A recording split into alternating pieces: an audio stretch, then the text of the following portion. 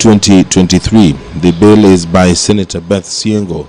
The principal object of this bill is to provide for the policy and the institutional framework within which cotton industry operates, among others, establishing the Cotton Industry Development Board. The cotton industry was once a major foreign exchange earner whose collapse led to massive loss of revenue to the government and farmers. Governmental issues, regulatory challenges, national and international economic realities, and scientific reliability are some of the pressing concerns that need to be addressed by the institution responsible for cotton industry development in order to attain success in the industry. There is therefore a genuine need for a strong and robust policy and institutional foundation to support and guide the multitude of activities, operations, and interactions within the industry, with the aim that the growth of the industry will result to a strengthened agricultural economy for the various counties across the country. The highlight of this bill is the revamping of cotton farming in order to make it a profitable, sustainable, and development-oriented activity. Clauses 41 of the bill do not delegate powers of the Cabinet Secretary for the purpose of giving effect to the provisions of the Act. The bill does not limit fundamental rights and freedoms. Agriculture is a devolved function set out in paragraph 1 and of part 2 of the 4th schedule of the Constitution. By facilitating the development of the cotton industry in the country, the bill seeks to ensure that cotton farmers have opportunities to enhance cotton farming and value addition to cotton products. This will in turn facilitate the growth and development of the economy of the counties that produce cotton and the country at large. The bill therefore concerns county governments in terms of Article 110, Subarticle 1A of the Constitution. That bill is by the Senator Beth Siengo, and it has been lined up for the first reading in the Senate this afternoon. It comes at order number 8. At order number 9, there will be a resumption of debate on a motion by the Chairperson Standing Committee on Finance and Budget. The motion is on the adoption of the report of the Standing Committee on the 2023 Budget Policy Statement. Thereafter, at order number 10, there will also be a resumption of debate on a motion by the Chairperson Standing Committee on Finance and Budget, and it is on the adoption of the report.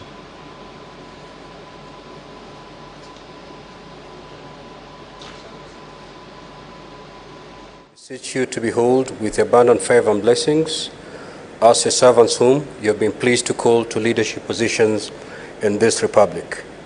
We seek guidance to treat and consider all matters that shall come and our deliberation in so just and faithful a manner as to advance the peace, prosperity, and welfare of our country and of those whose interests you have committed to our charge. Amen.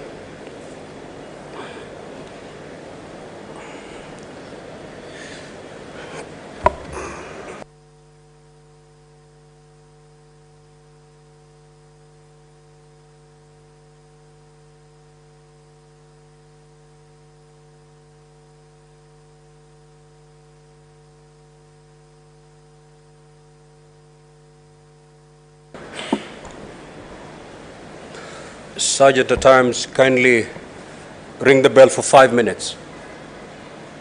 We do not have quorum now.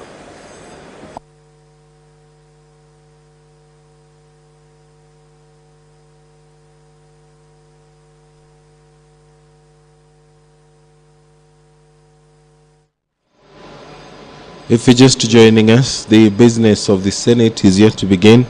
The House lacks quorum, and the quorum bell is currently being rung to allow members to walk into the chambers and take their seats to allow the Senate to undertake the business of the day. This afternoon, the Parliamentary Powers and Privileges Amendment Bill, Senate Bills number 5 of 2022, will be debated. This is for the second reading.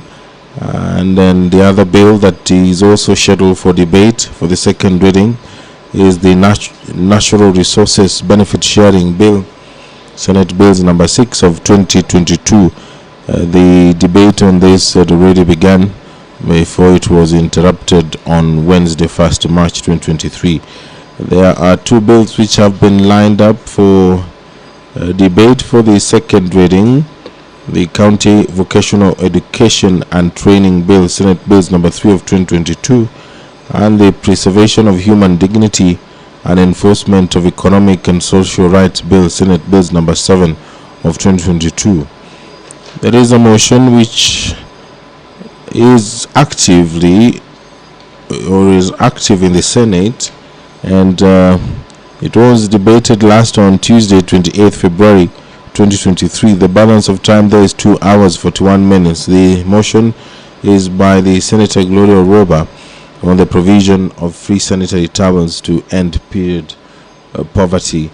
The senators have already begun debate on this, and it comes at order number 15. At order number 16 is the motion by the Senator for Marsabit County, Senator Mohammed Chute, and it's on the institution of measures to curb incessant high electricity costs in Kenya. That motion by the Honorable Senator for Marsabit County comes at order number 16.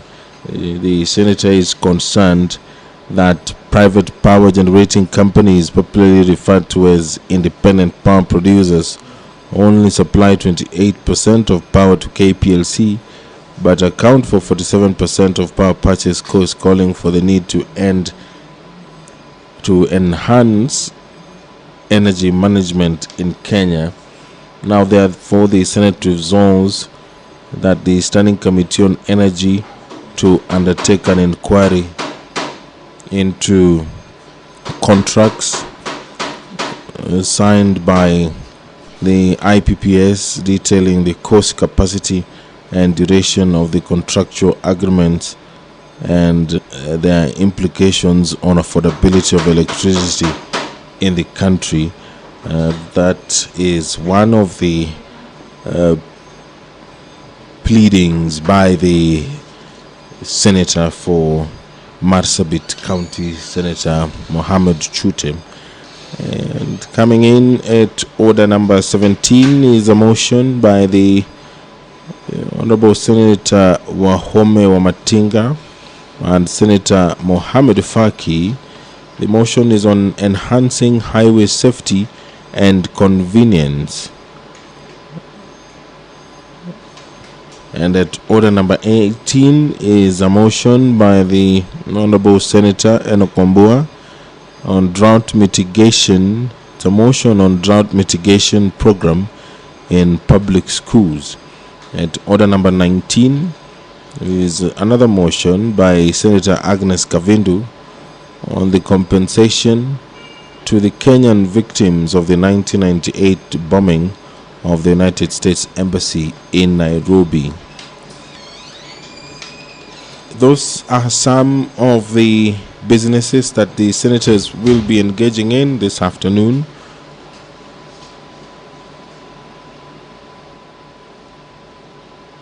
Clerk, first order, please.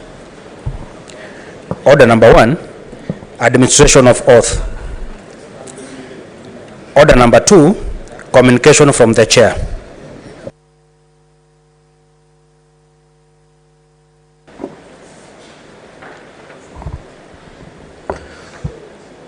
Honorable Senators, I would like to acknowledge the presence in the Speaker's Gallery this afternoon, a visiting delegation from the County Assembly of Baringo.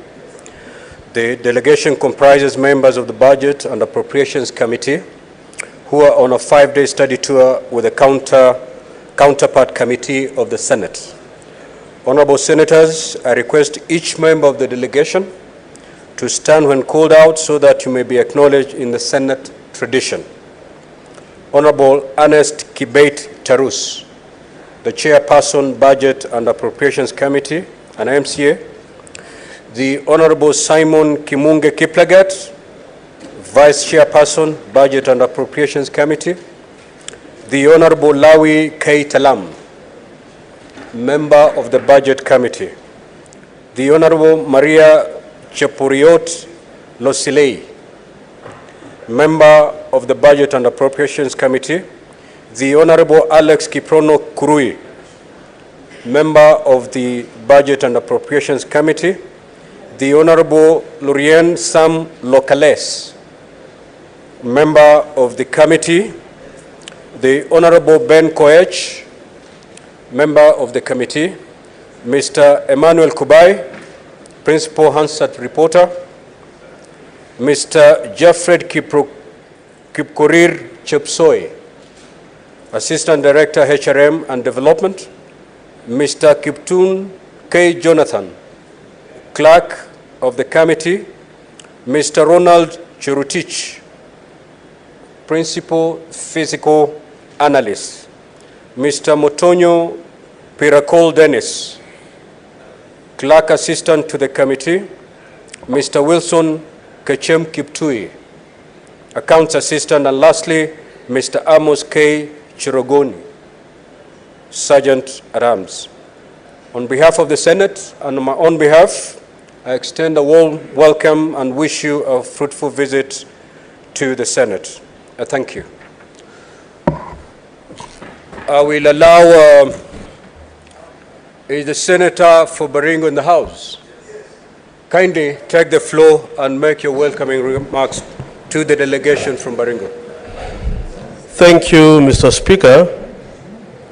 Mr. Speaker, this is the second time members of Baringo County Assembly have had a chance to visit the House. Mr. Speaker, I would like to very sincerely thank the members who are members of the Budget Committee of the Assembly of Baringo, to welcome them to this upper house. Mr. Speaker, Baringo County, as I said that time and I want to repeat again today, is known in this country as a county that has been able to stand firm and to uphold democracy in this country, Mr. Speaker. Mr. Speaker, when the infamous BBI was being debated in the country, most counties, Mr. Speaker, county assemblies were shy. They were not prepared to take a position and either reject or approve the BBI. Mr. Speaker, Baringo County became the first county, Mr. Speaker, that came out very strongly and rejected the BBI. Mr. Speaker, thereafter, the High Court of the Republic of Kenya followed the Baringo position. The Court of Appeal, the same. And finally, Mr. Speaker, the Supreme Court, the highest, the apex court in the land, again agreed with the County of Baringo. Mr. Speaker, I am proud as a Senator of Baringo that today some of the members who were in that house are in this chamber today, Mr. Speaker, visiting this house. I want to thank them, and I want to affirm to them that as their Senator, Mr. Speaker, I will be in the forefront to stand with them and to advance democracy in this country, Mr. Speaker. I want to welcome them again to learn from this house. Mr. Speaker, there has been some situations in this country where county assemblies have had some fracas, some confusion, some fights. There is a lot of order in Baringo County, Mr. Speaker. And as we move forward as a country, Mr. Speaker, the devolution which we have impressed as a country, Mr. Speaker, is our business as Senate. And Mr. Speaker, as the Senator Baringo County, being a member of this Senate, Mr. Speaker, we will work together to ensure that democracy, to ensure that devolution, which is the only way we can take more resources, Mr. Speaker, to our people, is actually upheld. We are now in the process of making our budget, Mr. Speaker. We are now in the budget cycle. And Mr. Speaker, my appeal to this House, already, Mr. Speaker, recently we were able to pass that law in December, where we had more money going to our counties. Baringo, Mr. Speaker, in that particular law, received 800 million. We will continue to work together under your leadership, Mr. Speaker, and our counties to ensure that counties are resourced to have enough resources to serve our people. I want to welcome my fellow leaders from Baringo. I'm proud of you people. We will move together and ensure Baringo remains the county that has already been recognized to stand firm and rejected the infamous BBI. Mr. Speaker, under your leadership, counties which have problems, and I'm happy, Mr. Speaker, already our devolution committee in this House are beginning to ensure that if there is any issue in counties with challenges, they should move forward. And we will not hesitate in Baringo. If there is any issue, Mr. Speaker, myself as a senator, the colleagues in the county assembly, and the devolution committee of this House shall move forward so that we have our counties, Mr. Speaker, move and avoid the fights that are normally witnessed in other counties. I welcome them, and I want to tell them to learn from this House and ensure that you also add value to our county in Baringo. Thank you, Mr. Speaker. Honorable Senators, I do have a further communication.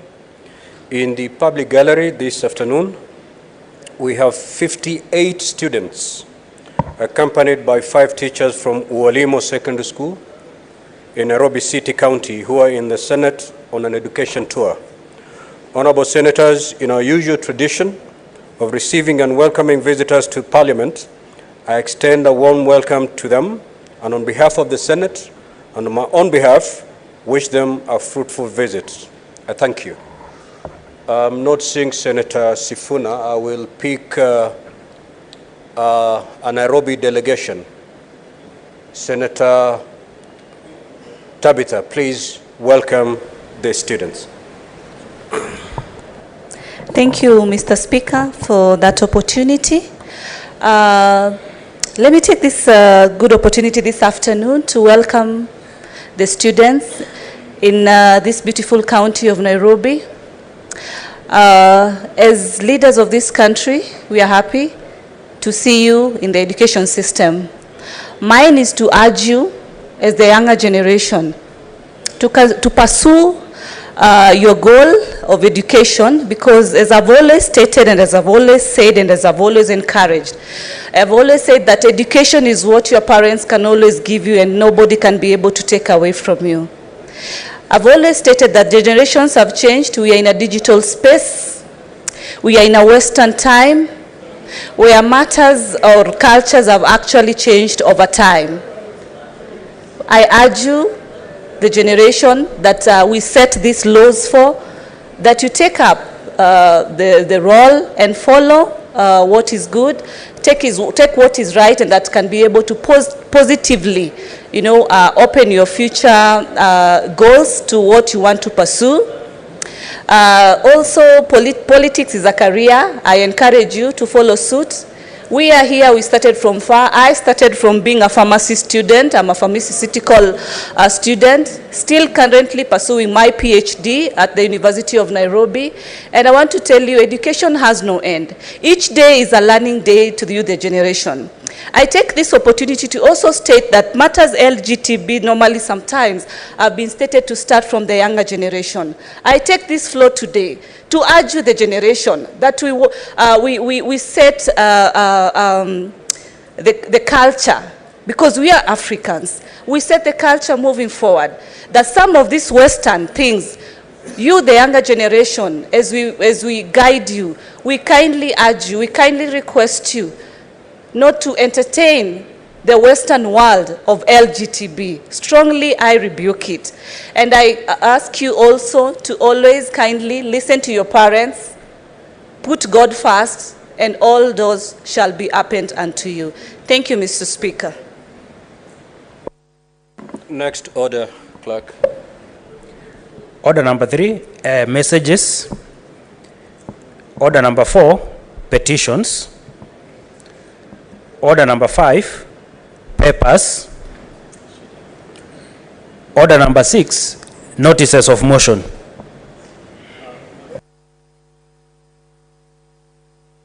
What is your point of order, Senator Wambua?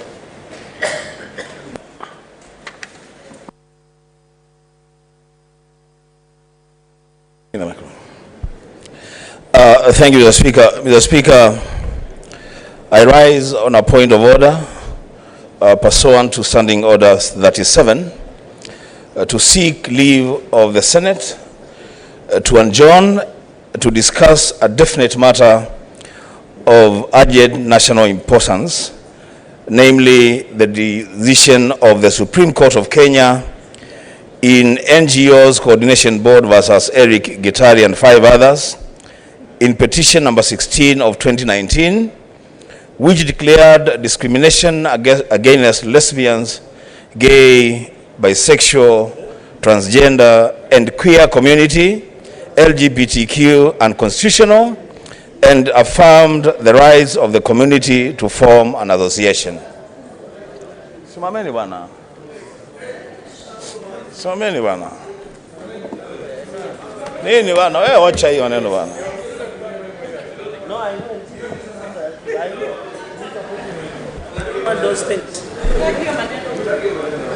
Honorable Senators, I have indeed confirmed that the requisite threshold has been attained, and I direct that the Senate will adjourn at 5:30 to discuss the said motion. Thank you.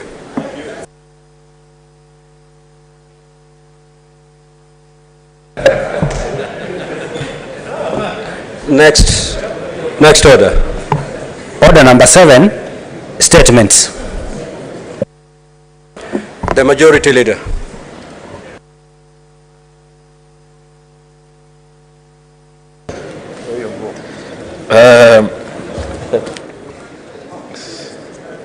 Thank you, Mr. Speaker. This is a statement of business commencing Tuesday, the 7th of March, 2023, pursuant to Standing Order number 57. Mr. Speaker, sir, I hereby present the business of the Senate for the week commencing Tuesday, the 7th of March, 2023. Mr. Speaker, sir, the status of legislative business is beginning to get heavy. There are 13 bills which are the second reading stage.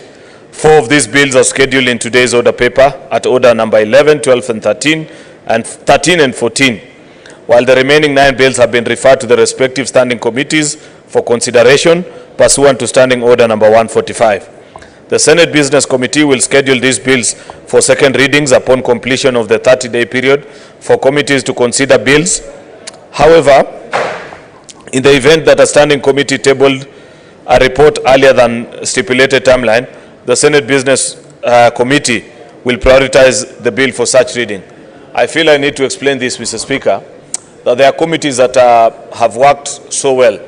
The last 2 or 3 weeks I've spoken on the need for chairpersons of committees to expedite and prioritize business of bill and the committee reports being presented to this House before the stipulated timeline, Mr. Speaker.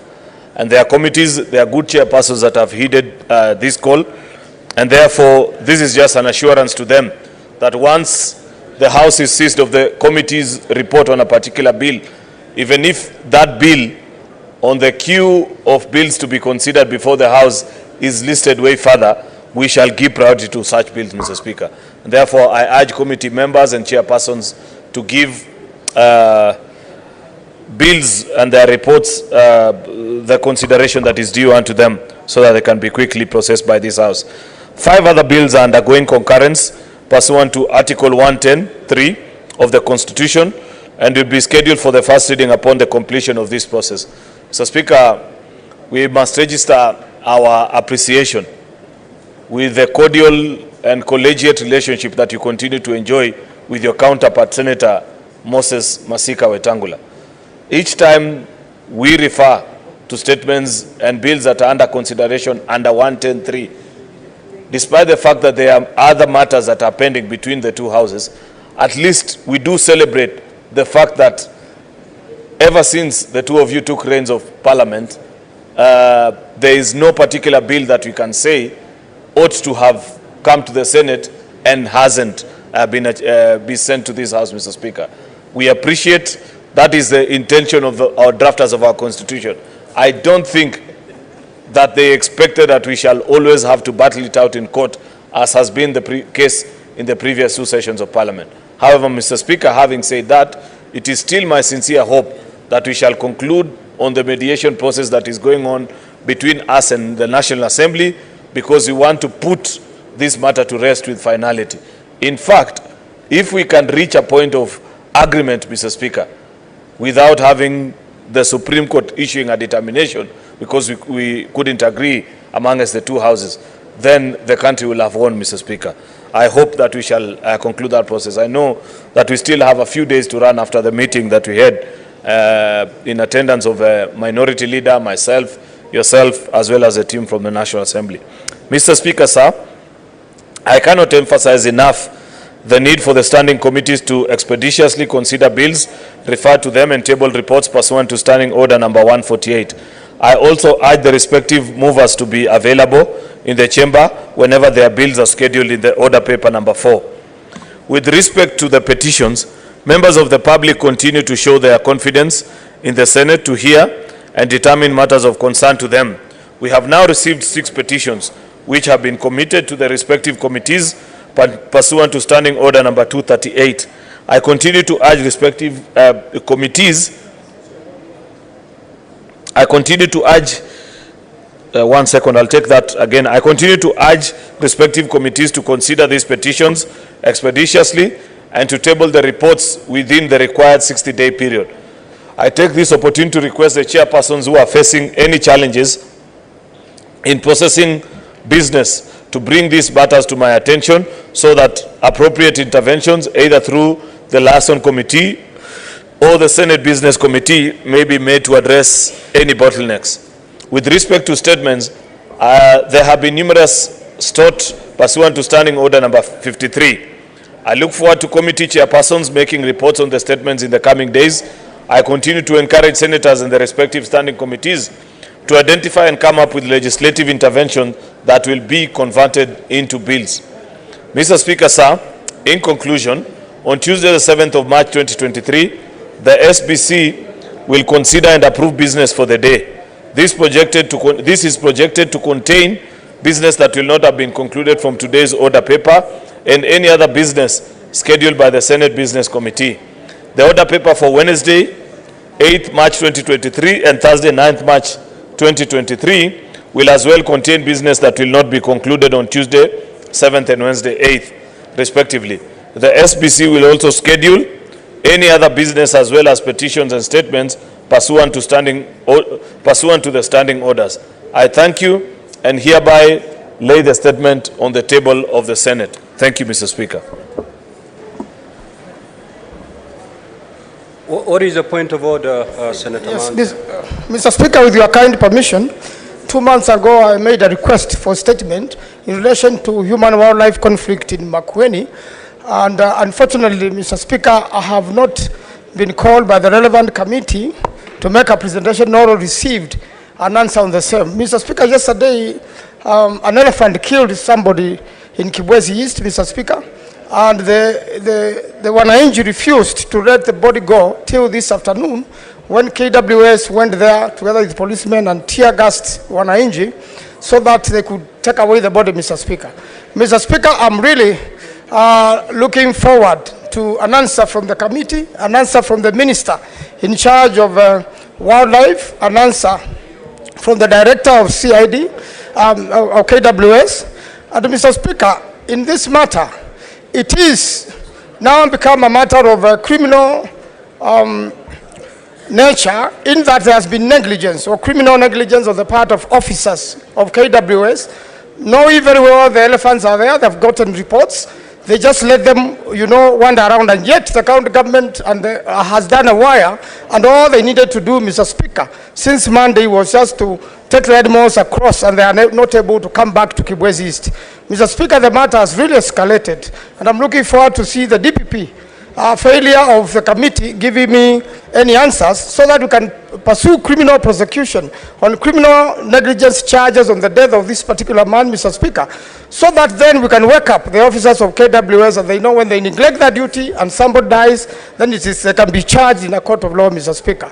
I thank you and look forward to quickly receiving an answer on this particular matter so that we may save the people of Makwiny from being killed by elephants. I thank you, Mr. Speaker. The chairman of the Standing Committee on Lands, can we have an indication when that matter will be laid to rest due to the urgency of the matter? Thank you. What is your point of order, Senator Kenywa?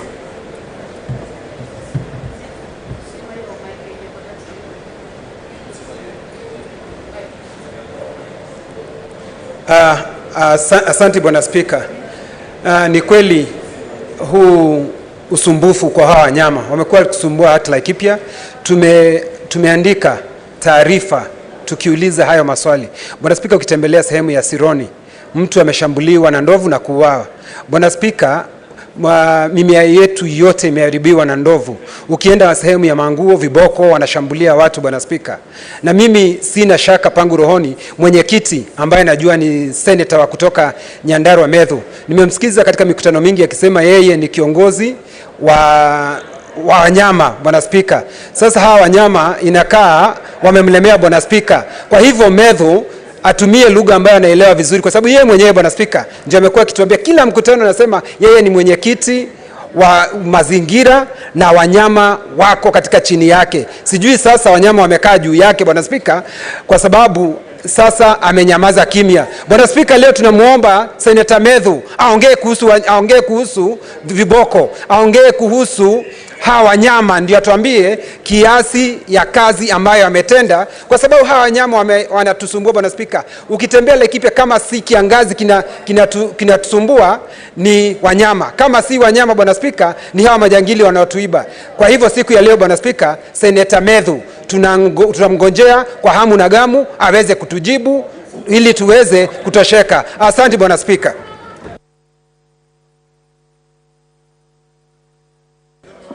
What is your point of order, Senator Chirange?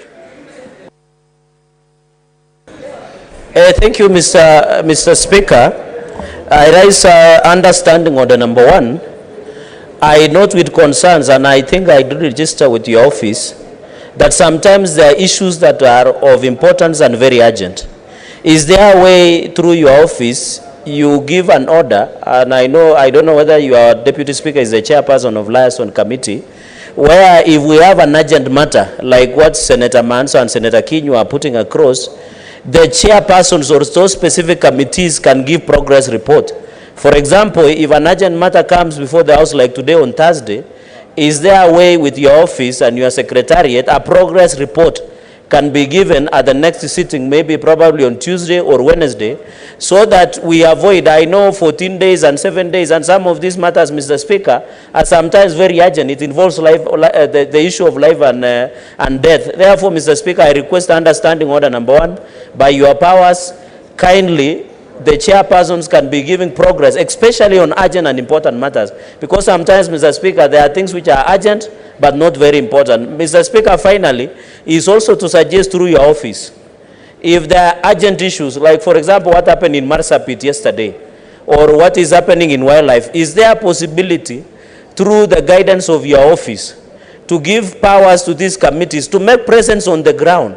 Let them even between Friday and Monday, your office can facilitate them so that the people of the Republic of Kenya can see that there is something happening. Mr. Speaker, if we can give directions on those issues as standing order number 1, then the House will be efficient in terms of its discharge of duty. Thank you, Mr. Speaker.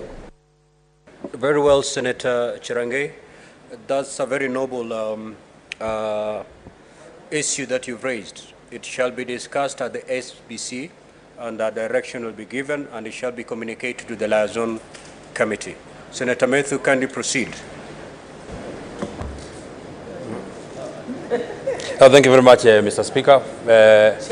First and foremost, allow me to maybe first of all condole with the family from Kibwezi that was mentioned by the Senator for Makwiny, who lost their loved one out of human-wildlife conflict. Mr. Speaker, while I confirm to him and Senator Kinyua, and indeed all the other senators who are here, that I serve as chairman of the committee that deals with wildlife. Our committee is broad. We deal with the forests and the animals that live within the forest. So I confirm, Mr. Chairman, that I'm the chairman in essence of the animals, the wildlife. Mr. Chairman, Mr. Speaker, sorry. I would want to commit that my committee, which is well represented today here, will give the matter the urgency that it deserves. But Mr. Speaker, even as we look at this matter, there is a deeper matter that will finally get seized off. When we are looking at the budget policy statement, there is something that my committee put as a, as a note that although all these conflicts between human and wildlife, government takes responsibility that they are supposed, the claims are supposed to be paid. We now have claims worth 4.2 billion that are supposed to be paid by the Ministry of Wildlife. In their budget, they have only provided 1 billion. So ultimately, that is why you are finding claims of 5 years have not been settled, Mr. Speaker. So even as we look at these issues, the ministry says that this time they are investing in conjunction with the Ministry for Environment and Forestry. They are investing in ensuring that they try and reduce the conflict. Because it's not about, Mr. Speaker, just speaking about certain claims. We should, certain claims is people who have lost their lives, people who have been caused very serious bodily harm. So the more we reduce the conflict, the better it is for all of us. The more the claims come down, the better for all of us. Instead of just, senator will come and then they will call the cabinet secretary, they will come and they will take responsibility, they will say that this happened, we are looking at this claim, but 5 years down the line, they will not have done anything. He has actually indicated that had KWS done something, what happened yesterday would not have happened. So they should work towards becoming proactive rather than chasing paying claims, accepting liabilities, and doing those things, Mr. Speaker. So, Mr. Speaker, I commit that we shall be able to deal with this matter in not more than 7 days, Mr. Speaker. But Mr. Speaker, this is just one of the many statements that are raised in this House every day, including today, Mr. Speaker. You look at the order paper, you see an issue to do with the human-wildlife conflict that will come to our committee. So, Mr. Speaker, then we must look for a way to ensure that we address this matter, maybe not once and for all, because it is not possible, because we are living with the animals, but ensure that we reduce these problems such that the elephants that are disturbing the people of Makwiny will be taken to the forest. We need the elephants and we need the people. So, Mr. Speaker, I commit that in 7 days we shall be able to look at this matter. Senator Tabitha Kerocha. What is your point of order, Senator Faki? Mheshimiwa Spika, nimesimama kulingana na kanuni zako, hususan kanuni namba 5 kuhusiana na mavazi ya seneta ambao anastahili kuvaa akiwa katika chemba hii. Mheshimiwa Spika, seneta mwanamume atakana avae koti, kola, tai, suruali ndefu ama long socks na viatu ama nguo za huduma ama nguo za kidini. Mheshimiwa Spika, nimemwona ndugu yangu Seneta Chimera pale. Vazi alilovaa sidhani kama linaruhusiwa katika bunge hili. Kwa hivyo Mheshimiwa Spika, ningependa utoe mwongozo kuhusiana na vazi ambazo Mheshimiwa Chimera ameweza kuvaa katika bunge hili. Asante.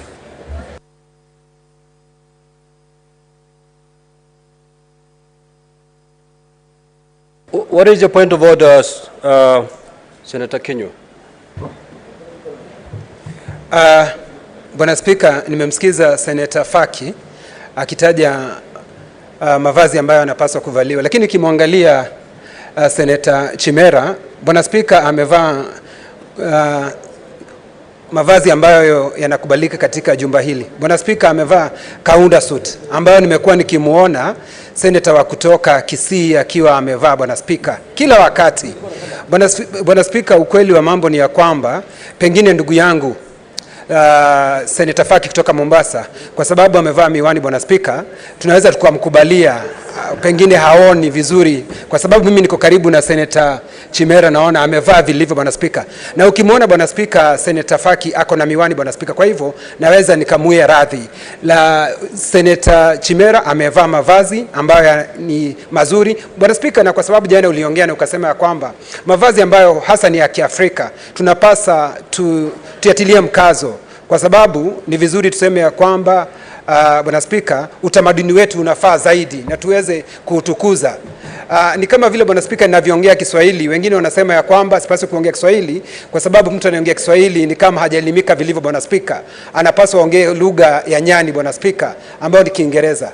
Kwa hivyo nikimwangalia Chimera ako sawa sawa, Bwana Spika, na mimi hata japokuwa Bwana Spika sitaki kukuambia uamuzi utakaotoa, lakini kwangu mimi na wengi walioko hapa, hata mwenzake naona hata wakili wa kutoka Makwiny hata anakubaliana na mimi kwa sababu anaona vizuri. Bwana Spika, nasema asante.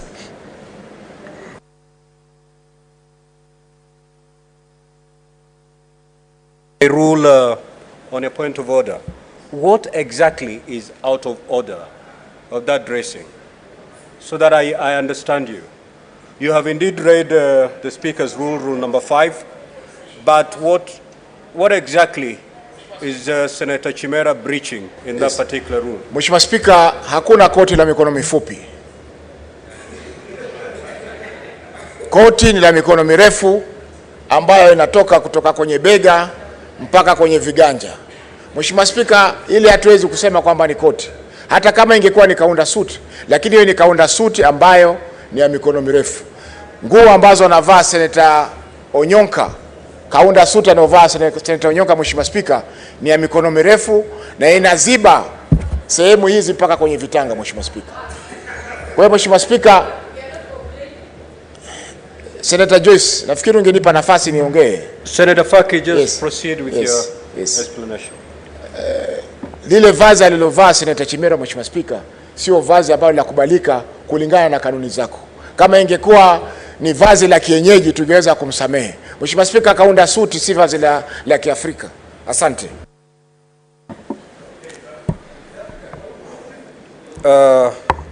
Honorable Senators, the Speaker's rule on dressing are very clear, especially if you look at rule number 5.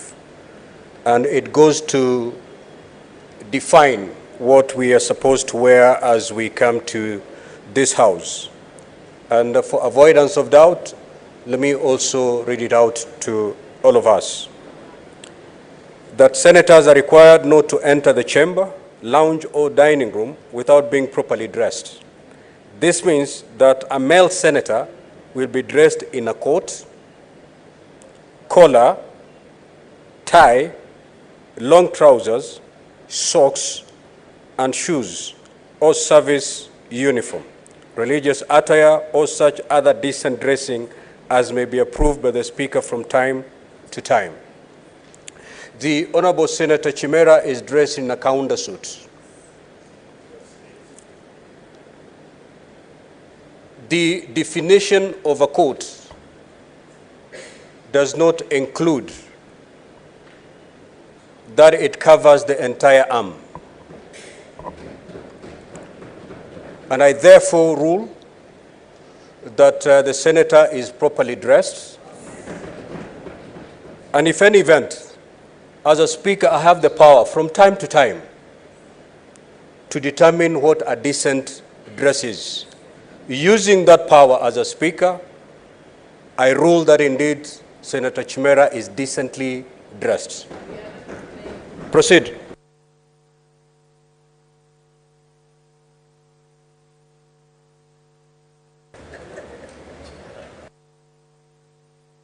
Senator Tabitha.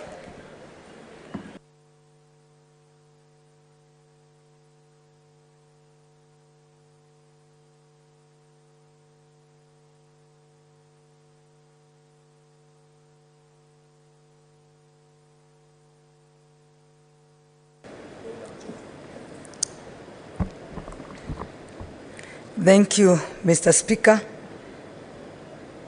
Mr. Speaker, sir, I rise pursuant to Standing Order 53 to seek statement from the Standing Committee on Land, Environment and Natural Resources regarding the status of resettlement of the informal settlers residing in Kasarani and Elbagon areas in Molo Sub-County, Nakuru County.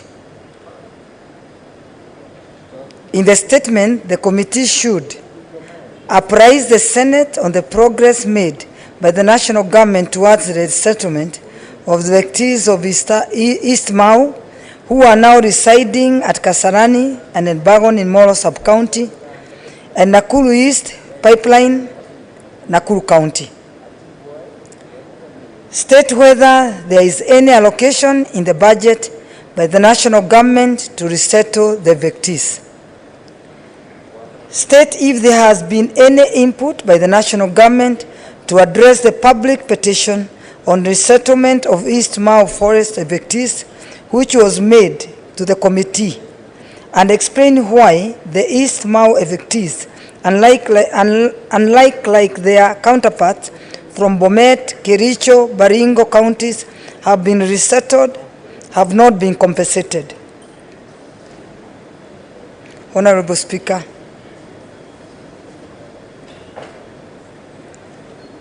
Mr. Speaker, sir, I rise pursuant to Standing Order 53 to seek a statement from the Standing Committee on Lands, Environment and Natural Resources on the human-wildlife conflict in various areas of Nakuru County. In the statement, the committee should outline measures, if any, that the Kenya Wildlife Service has taken to deal with the rampant human-wildlife conflict in parts of Naivasha East, in particular Kiambogo Village, Longonot, Hell's Gate National Park, Kurusei North, Kurusei South in Nakuru County, where several residents have been killed and crops and properties destroyed by animals. Mr. Speaker, sir, I was raised in Naivasha Sub-County, in a village, Kiambogo Village, and there people have 5 acres of land, and we were brought up there and educated and to become who we are to today. But today, as we speak, Kiambogo Village, they can't harvest any of their crop. And this is due to the Mount Longonot National Park. Senator Tabitha, restrict yourself to reading of the statement. Don't debate it, do not explain it. Thank you, sir.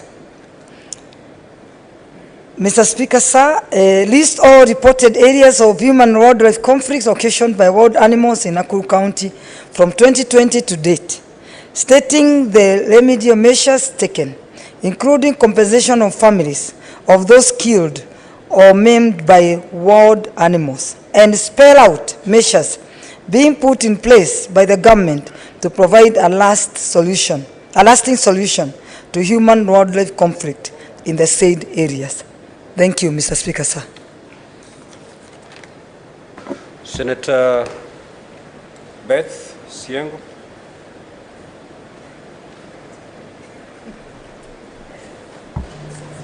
If you've nothing to say, you can as well just have a seat.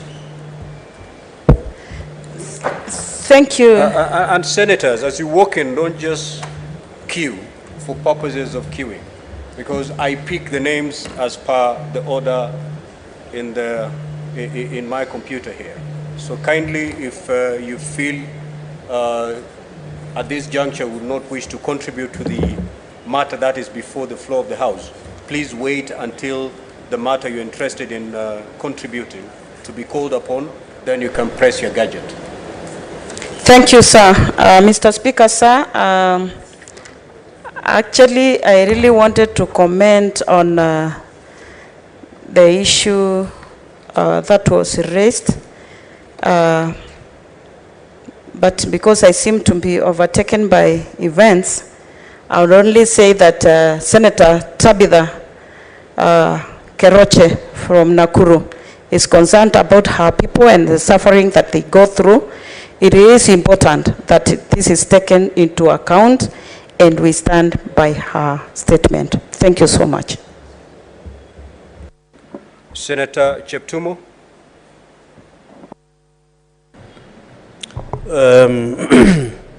Thank you, Mr. Speaker. Mr. Speaker, I wish to comment on the statement by the Senator Nakuru. And Mr. Speaker, Senator Nakuru has raised a very, very important issue. And Mr. Speaker, I would like to urge the committee which will deal with this findings to other counties, Mr. Speaker. Mr. Speaker, in Baringo, for example, we've had situations similar to the ones in Nakuru. We have like Baringo, and we have like Bokoria. Mr. Speaker, up to today, we still have families who are not able to go back to their areas when the water levels went up in those lakes, Mr. Speaker. And so, Mr. Speaker, this is a very emotive issue. And the issues of resettlement of people, Mr. Speaker, apart from those affected because of the high level of waters in the two lakes, Mr. Speaker, I think we need to go beyond even the issue of squatters. Mr. Speaker, areas of Baringo affected by the cattle rustling, Mr. Speaker, in Baringo South, in Baringo North, a lot of families, Mr. Speaker, are not in their homes. They moved away, Mr. Speaker, settling within neighbors, moving to other areas. They are displaced. And Mr. Speaker, even the livelihood in terms of going to children going to schools are not able to go to school, Mr. Speaker. And a lot of them really suffer. Mr. Speaker, I think this House, apart from dealing with the statements by Honorable Senator Nakuru, Mr. Speaker, we have the responsibility as a House that deals with matters, counties, Mr. Speaker, to deal with this issue of Kenyan suffering for being displaced or arising from disputes that should be resettled, Mr. Speaker. So, Mr. Speaker, I would like to urge the committee handling this matter to go beyond Nakuru and also deal with matters in Baringo, where we have families who are displaced, who are not in their homes, and they are really living in very, very bad conditions, Mr. Speaker. And I want to propose that perhaps, Mr. Speaker, during the hearing of this petition or the statement, I will also be able to join the committee to also, argue the case for Baringo, and not only Baringo, Mr. Speaker, but the entire country. I want to thank my colleague for this statement, and I think it is going to help the Kenyan people who are suffering across the country. Senator Manzo. Thank you, Mr. Speaker. Mr. Speaker, I rise to make a statement on behalf of Senator Eddie Akech, MP. That has not been called. I thought you wanted to contribute to the two. Yes, I had the two assignments, Honorable Speaker. I would like to support the Senator from Nakuru and reiterate our sentiments. He's a senator we work with very closely. and I can see she was working very hard for her people. So I support her in that cause. I thank you, Mr. Speaker. Senator Chirange. Mr. Speaker, sir, thank you for this opportunity. I want to support Senator Tabitha Karanja, the Nakuru Senator, and congratulate for bringing this statement on the issue of resettlement of informal settlers in Molo in Nakuru County. Mr. Speaker, sir, this issue of squatters and forest evictees and infrastructural evictees continues to affect this country a great deal. Mr. Speaker, in the last session, when the President appeared, former President Uhuru Kenyatta, he had committed that in the budget they will allocate 10 billion for compensation, especially through land historical injustice, Mr. Speaker. The Constitution is very clear that land historical injustices continues to be a biggest threat in terms of access to affordable housing, life of dignity, Mr. Speaker. And therefore, I agree with that, that there are so many IDPs because of either post-election IDPs, any other form of IDPs. We have even the Mau evictees, Mr. Speaker, that continue to rear its ugly head. And I hope, Mr. Speaker, with this issue, the people of Mau either are compensated, they must be given alternative land, Mr. Speaker, to resettle. Even, Mr. Speaker, when you come to Nandi, we have similar problem. Mr. Speaker, when you go to places like Ipkurere, Ngatibkong, in Nandi Hills constituency and Tindred consequences, Mr. Speaker, there are many forest evictees who are living outside the forest. And you know, Mr. Speaker, we are lucky as Nandi County because we have 3 forests, unlike any other county, Mr. Speaker. When you come to a place called Mgwen Sub-County, Mr. Speaker, a place in Kiptuya, squatters and evictees, Mr. Speaker, that matter even came before the Lands Committee, Mr. Speaker, in Mgwen Sub-County, in one of the Kiptuya areas, Mr. Speaker. There are many families that are yet to be settled, Mr. Speaker. Also, we have an issue of land historical injustices in Nandi Hills constituency, Mr. Speaker. Whenever people, by the way, drive or fly, and I know Senator Siengo might one day fly over there, Mr. Speaker, even yourself, you have overflown Nandi, and you think all is well, because when you fly over Nandi Hills constituency, you are wondering, these people are living in Canaan. We are not. Because most people who are supposed to be beneficiaries of those lands, the multinationals evicted them. And they are living like monkeys, Mr. Speaker. They don't have a dignity. When somebody dies there, Mr. Speaker, there is nowhere to bury them. In Nandi Hills Sub-County, Mr. Speaker, most people have been made squatters in their own country, Mr. Speaker. And when you see Lipton tea, we saw the scandal that Sex for Work in Kericho County, Mr. Speaker. That tea continues to be stained with the blood of many Kenyans. Because apparently, Mr. Speaker, in as much as somebody is enjoying tea somewhere in London or anywhere in Europe or in US, Mr. Speaker, that tea is tainted with blood. And the earlier we compensate many families that were evicted for multinational companies, Mr. Speaker, to set up their tea factories, Mr. Speaker, there will always be great travesty of justice, Mr. Speaker. So I want to support the resettlement of Molo settlers, Mau evictees, the evictees from Nandi, specifically Nandi Sub-County, Tindred Sub-County, and Mgwen Sub-County. Let them have the right. Let them feel nice, Mr. Speaker. We are not saying the government should give them chocolate and flowers, but we want them to appreciate the reason they are in the country, Mr. Speaker. And you know, Mr. Speaker, in conclusion, when you are a man or you are an African, when you don't have land, you are like nobody. That's how we were brought up, Mr. Speaker. You are not a man when you don't have land, Mr. Speaker. I'm not saying when you don't have other things, but I'm saying when you are a man and you don't have land, it is an identity, Mr. Speaker. So, Mr. Speaker, I thank you, and I hope the Committee on Lands, Settlement and Environment will be able to call us, Mr. Speaker. Let us enrich this discussion. Let the government, and I will be appealing, Mr. Speaker, I know it at budget policy statement, let the government at least commit, Mr. Speaker, 10 billion Kenya shillings for resettlement of any squatters, evictees of the forest, and infrastructural activities. With those many remarks, Mr. Speaker, I thank you for the opportunity. Senator Abbas.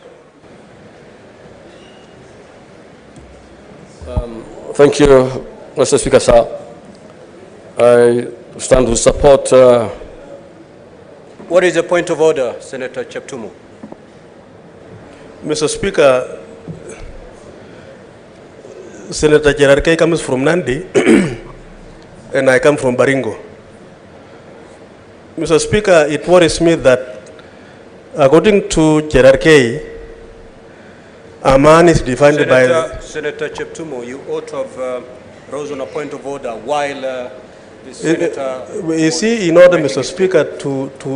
Kindly take your seat. Kindly take your seat. Senator Abbas, proceed, please. Thank you. Thank you, Mr. Speaker, sir. Mr. Speaker, sir, I think I stand to support the Senator for Nakuru, Honorable Tabitha.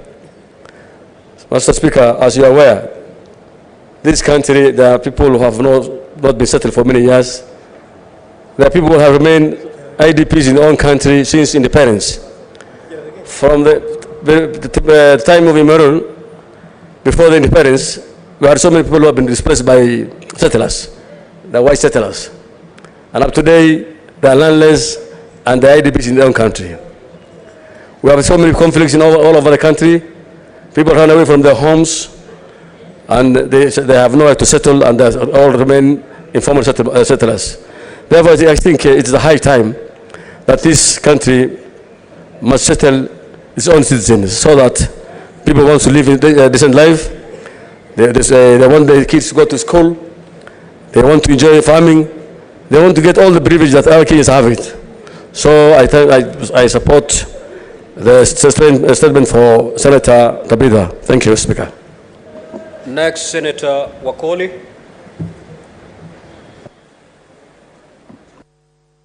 Statement is deferred. Senator Cherargei.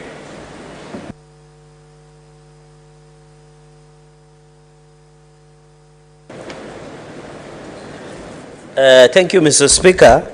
I have two Senator, just before you proceed with your statement, the two statements by Senator Tabitha Keroche are committed to the relevant standing committees in the usual manner. Proceed, Senator. Mr. Speaker, sir, I will be requesting your indulgence so that I read the two concurrent statements, so that if my colleagues want to put any comment across, it will be easier. So I hope, Mr. Speaker, you will allow me to read the two statements concurrently. Mr. Speaker, I request for statement on the ratification and implementation of appropriate scheme of service for clinical officers in Kenya. Mr. Speaker, sir, I rise pursuant to Standing Order 53-1 to seek a statement from the Standing Committee on Labor and Social Welfare on the ratification and use of appropriate scheme of service for clinical officers in Kenya. Mr. Speaker, sir, in the statement, the committee should, 1, explain why the Ministries of Health and Public Service Gender and Affirmative Action have failed to ratify and implement the 2022 draft scheme of service for clinical officers in Kenya. Secondly, Mr. Speaker, state why the Ministry of Health has not concluded the collective bargaining agreement, CBA, negotiations with the Kenya Union of Clinical Officers and the implementation of Return to Work formula of October 2010. Mr. Speaker, sir, number 3, explain why the Ministry of Public Service, Gender and Affirmative Action has failed to issue a directive to county governments, 47 of them, that continue to engage clinical officers using the 2014 scheme of service, despite circular advising them to use the 2020 draft scheme of service across the counties. Mr. Speaker, sir, finally, state when the ministry will issue the correction circular to cover diploma clinical officers whose job descriptions are similar to those in the scheme of service at Job Group J and K, Mr. Speaker. So that's my first statement. Mr. Speaker, the second statement, request for statement on the state of affairs at Kenyatta International Convention Center. Mr. Speaker, sir, I rise pursuant to Standing Order 53-1 to seek a statement from the Standing Committee on Trade, Industrialization and Tourism on the state of affairs of Kenyatta International Convention Center, KICC. Mr. Speaker, in the statement, the committee should, 1, appraise the Senate on the state of KICC management, providing the corporation current financial position in terms of assets and liabilities. Number 2, Mr. Speaker, state reasons, if any, for the failure by Kenyatta International Conference Center management to ensure general cleanliness and availability of basic amenities at the facilities. Number 3, Mr. Speaker, disclose the terms of engagement in the contract between Kenyatta International Conference Center, KICC, and Lavington Security Limited, which is providing security services at the premises. Number 4, Mr. Speaker, sir, state the measures, if any, being taken by KICC to ensure security of tenants and staff. And Mr. Speaker, you are aware, most of the senators and parliamentarians have offices in KICC, in view of the current access by all manner of unauthorized persons into the building. And finally, Mr. Speaker, provide an updated list of all contracted service provider at the Kenyatta International Conference Center. Mr. Speaker, thank you for the opportunity. Senator Mungatana. Thank you, Mr. Speaker. I rise to support the statement by the Honorable Senator Cherargei on the question of the terms of engagement for clinical officers. Mr. Speaker, it is very sad that the Ministry of Health has not taken up issues to do with labor matters seriously. Mr. Speaker, we know that health is delegated, but the attitudes have also been delegated to the county governments. Mr. Speaker, clinical officers are treated with disdain, with contempt in the county governments. And so when the Committee of Health is investigating this statement, Mr. Speaker, I would urge them to not only restrict themselves to Nandi County, but also to the rest of the counties in the Republic. Mr. Speaker, the clinical officers do more work even than the doctors. They are the first line of defense when it comes to taking, treating people who are sick in hospitals. We know that the doctors are fewer than the COs. The COs do a great more job than the doctors. Mr. Speaker, the public health sector in various counties have not treated them well.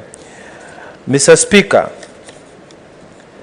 the attitude of the public health has continued to deteriorate. As we speak now, Mr. Speaker, and I would urge the Health Committee to look into this as well. We have had a problem with interns who were employed under the universal health care employment.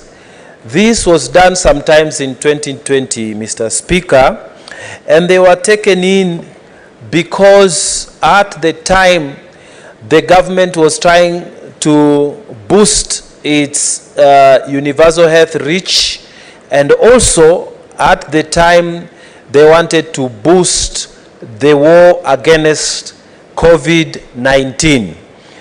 Mr. Speaker, in Tana River County, for example, we had 24 universal health coverage interns who were also taken.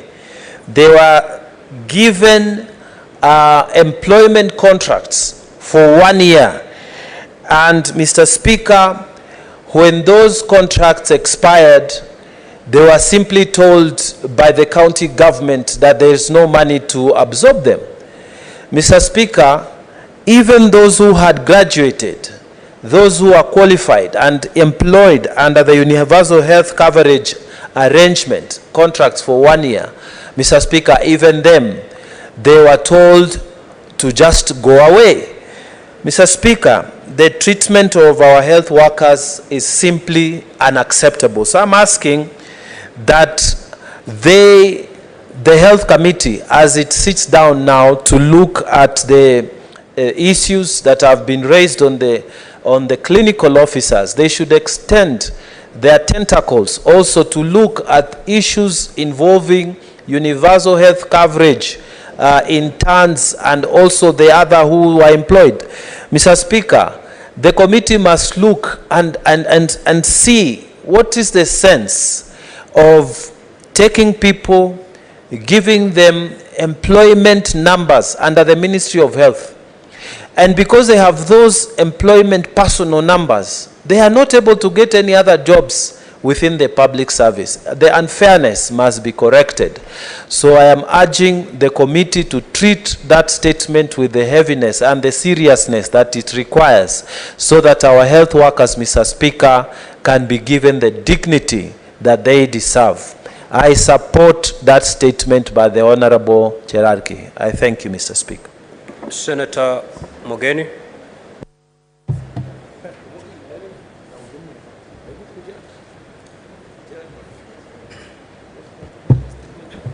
Mr. Speaker, I rise to support the statement by Senator Cherarki that touches on clinicians, on the health sector, not the one on KICC. I don't know about KICC. Mr. Speaker, you know, health, and Mr. Speaker, sir, you have been a governor, and you know the excitement that the people we represent, who reside in counties, had when devolution brought in health as a service that is devolved. And Mr. Speaker, we know that the largest population in this country lives in Mashinani. Therefore, Mr. Speaker, when Senator Cherarki brings an issue that touches on clinical officers, it excites me to rise up and make a comment and support, Mr. Speaker.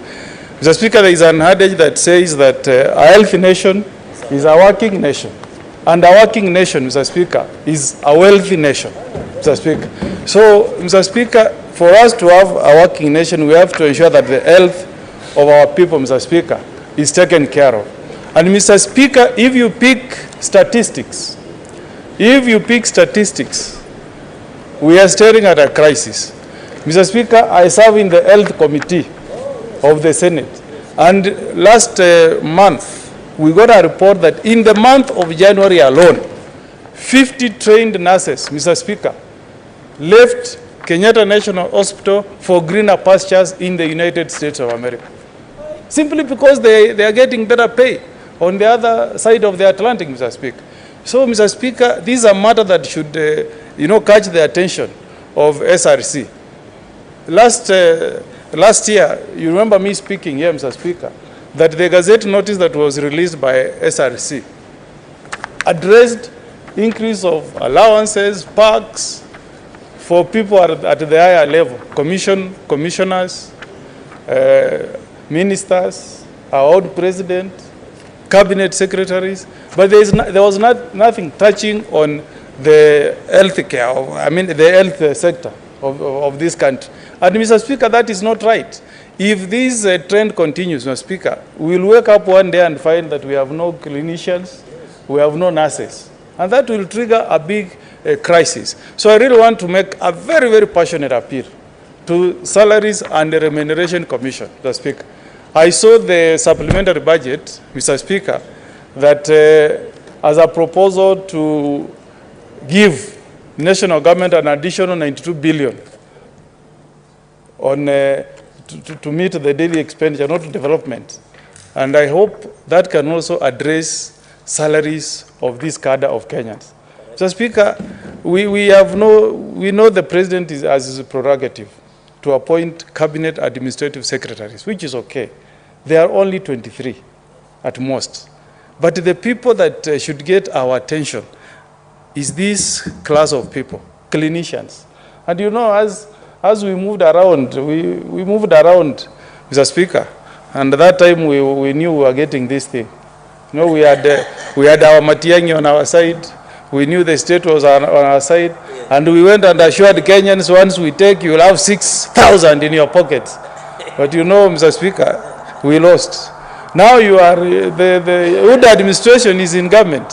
And you remember, you promised the people of Kenya that it will be bottom up. What is the message that you deliver to Kenyans? And the best way to implement that policy is to ensure that these Kenyans, who are really at the bottom of the pyramid in terms of their earnings, should be taken care of, Mr. Speaker. And these are they are our brothers, they are our sisters, they are our voters at the county level. We really need to champion their cause, Mr. Speaker. So I hope that the committee that will be tasked into looking into this matter, Mr. Speaker, will include summoning SRC to give us an update as to when they last reviewed salaries of clinicians, nurses, and other people who are in the healthcare sector, Mr. Speaker. So I support this statement, Mr. Speaker, and I plead with my good friend, Senator Cheragei, who is a very close friend of the head of state, to also ensure that he passes a message to His Excellency the President, that he should not forget, these are the hustlers. These are now the true hustlers. Please, before you take care of the cars, kindly take care of this card of Kenyans. I support, Mr. Speaker. Senator Tabitha Mutinda. Thank you, Mr. Speaker. I rise to support the statement of Senator Cheralgai and to state that health is a devolved function. In Nairobi, we have over 165 hospitals that are county hospitals. Only about 4 are national. And the issues of the CHVs, the issue of the clinical officers is a very key issue in this country. And I rise to support because in this city that we represent, you find that it is a capital city where people will come from different counties seeking services from the city, from the capital city of our beautiful country. And with how the health issue has been tackled, whereby we have CHVs working and their remuneration is at actually a very lower level, saddens us as the representatives of the people. I support the statement by saying that the committee should address this issue very urgently. I suggest that they should be able to summon the CS for health to be able to quicken and urgent the questions by giving the answers on the quick way forward as far as the matters of any health sector in general is concerned. I extend the same yes to the different other counties of this country, because as Senate we oversight counties. We need to enhance that devolution is still taking place by ensuring the services get to the people in at the mashinani level, which is why we are here. And so I urge that the committee looks at it in very fast. At the same time, on the issue of the diploma for the clinic officers, as a student of pharmacy, when I started my tertiary level education, this is an issue that has been there for quite a long time, and I would urge, that the Ministry of Education looks into this issue on a closure matter, because this is an issue that has been very much recurring, doesn't only affect the diploma in clinical officers, but diploma also in the pharmaceutical students. So it's something that the Ministry of Education, through the Committee of Education, should address this issue long term and make a closure on the same. Thank you, Mr. Speaker. Senator Beth Siangu. Thank you, Mr. Speaker. Sir, I raise also to support the statement by Senator Cheragei. Actually, it is important that the terms of engagement for clinical officers are looked critically. Actually, looking at the health sector, as my colleague has stated, it is a devolved function. And it is unfair from time to time to have our health workers in the streets demonstrating, demanding the CPA, and every time they are disrupting health services in our facilities. Mr. Speaker, at the entry point of clinical officers in their training institutions, they are required to have high qualifications. And it is unfair when they are not fairly treated in terms of their remuneration.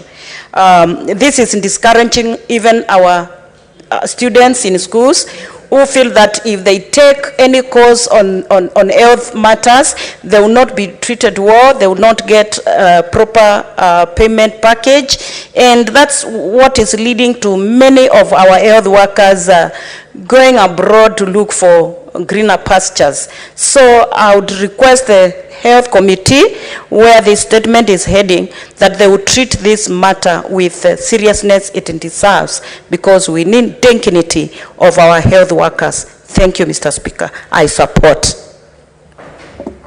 Senator Abbas. Thank you, Mr. Speaker, sir.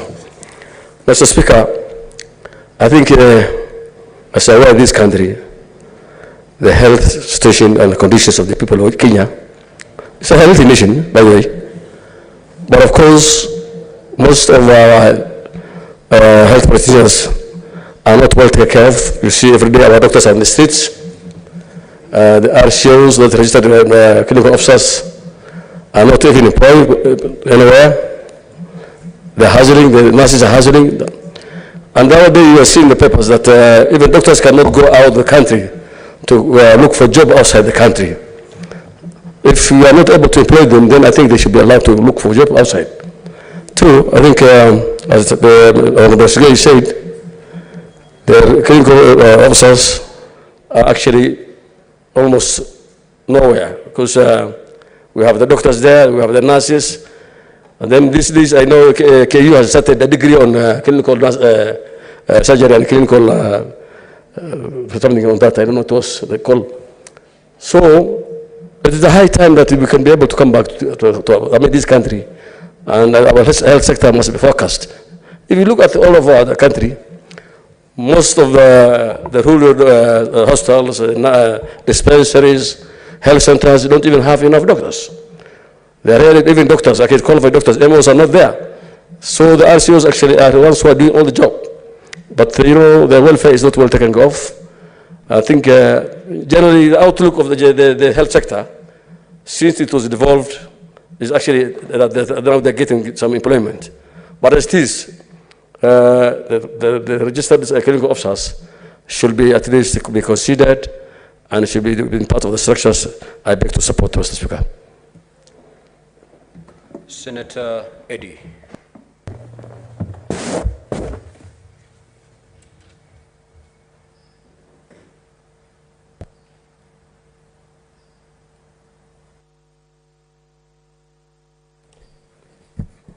Thank you, Mr. Speaker, for giving me opportunity to also put some thoughts around this very powerful statement by my friend, Senator Cherargei. I think just as my brother, Senator Omogeni, has talked about the sense of health in this country, Mr. Speaker, if we don't get to solve the issue of healthcare, especially after devolution, it will be a very big problem. And at the heart of solving the issue of payment of these officers, Mr. Speaker, I think is an attempt to be able to try and professionalize healthcare in the counties. And I think that the one big part that sometimes is missing in this conversation, both at county government level and at national level, is basically the operationalization of the scheme of service, Mr. Speaker. You remember that in 2015, we had one of the most elaborate and most revised scheme of service for healthcare workers in the counties.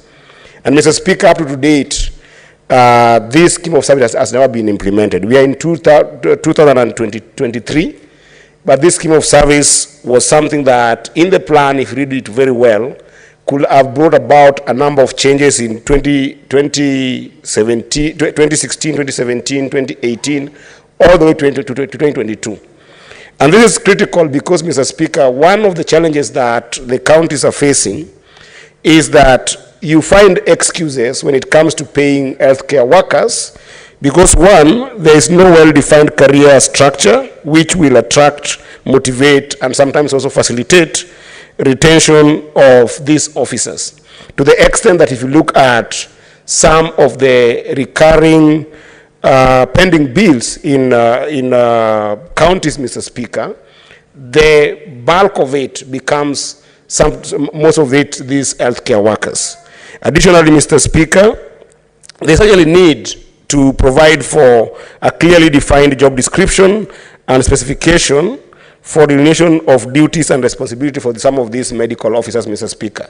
Reason being, the structure of healthcare in the grassroots communities tend to vary from place to place. So if you think about a small dispensary in my village, Mr. Speaker, a healthcare worker sometimes is reduced to a simple Panadol giver because there is no equipment, there is no capacity, and the issues they are dealing with sometimes need very serious attention, such that if there is no proper scheme of service that defines their JDs, Mr. Speaker, it becomes problematic. And as we know, money sometimes is a reward of work well done. So what ends up happening is that if they don't do the job they need to do, or sometimes they're not equipped to be able to perform a duty, then there's always an excuse for mischief by the county structures not to be able to pay them. And thirdly, Mr. Speaker, I think that there is a very critical element around standardization of recruitment and training and advancement for some of these healthcare workers. I know my sister, Senator Tabitha, talked very passionately about community health workers, which now in our system now they're called community health volunteers. Some of these people, Mr. Speaker, the process of recruiting them and even advancing their knowledge becomes such a problem. And again, it still goes to the idea of the scheme of service that's not implemented.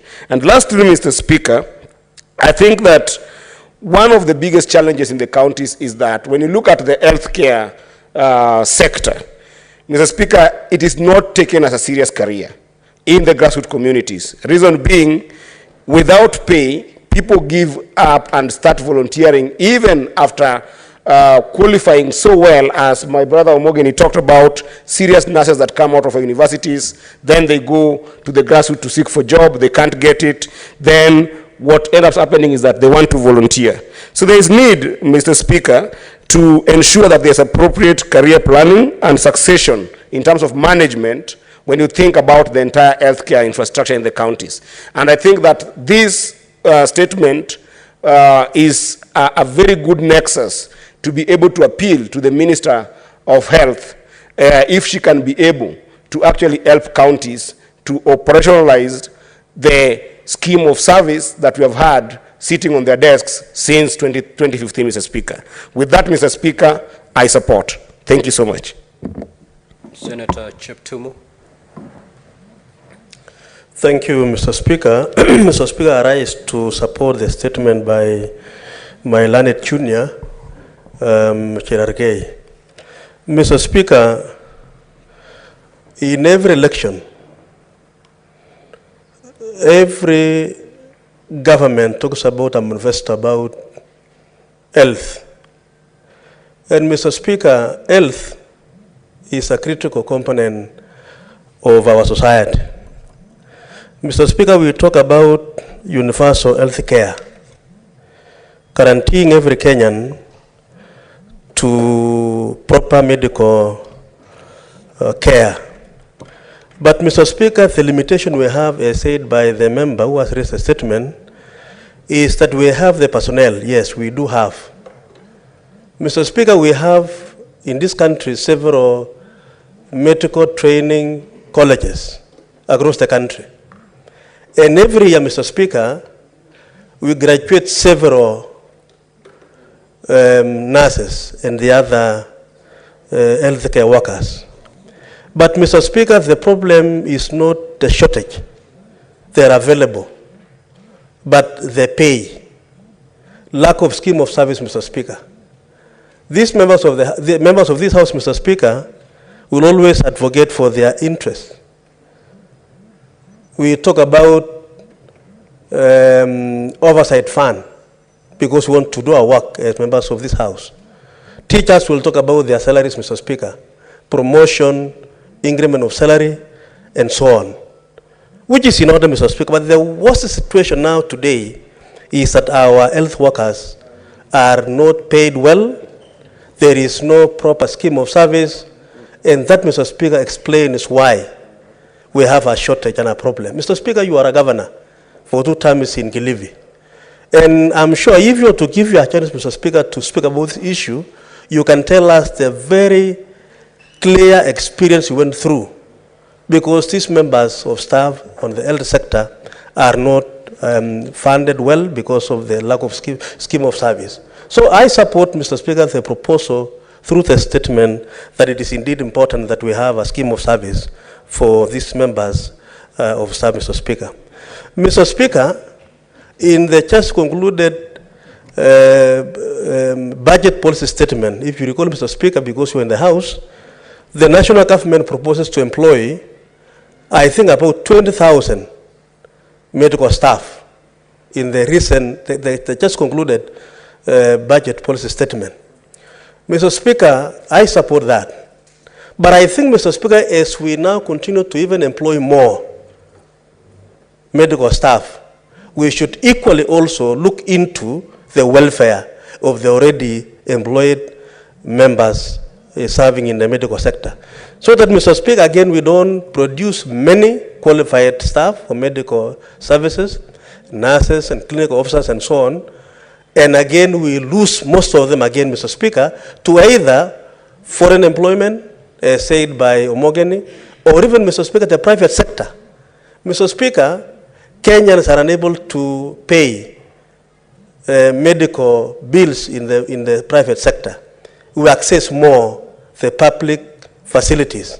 And, Mr. Speaker, if we lose the qualified medical personnel to go to either private or out of the country, we are back to square one, Mr. Speaker. So as much as we want to employ more, I think focus should also be given to those who are already employed, Mr. Speaker. Then the scheme of service is important. Mr. Speaker, and I think the critical institution here, which this committee should address, is the SRC, Mr. Speaker, because that is the institution that is constitutionally mandated to look at all these issues.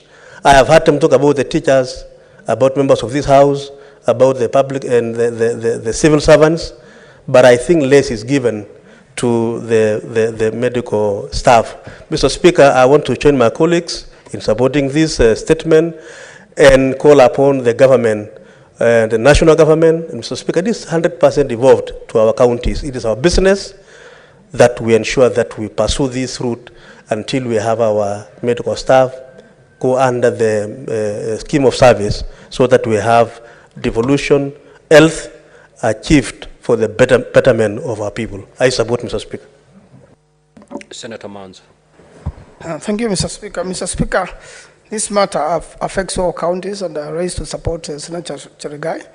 I want to take a different dimension on it. Mr. Speaker, when COVID came, the persons who suffered most, the medical personnel who suffered most, were the clinical officers. The disease was new.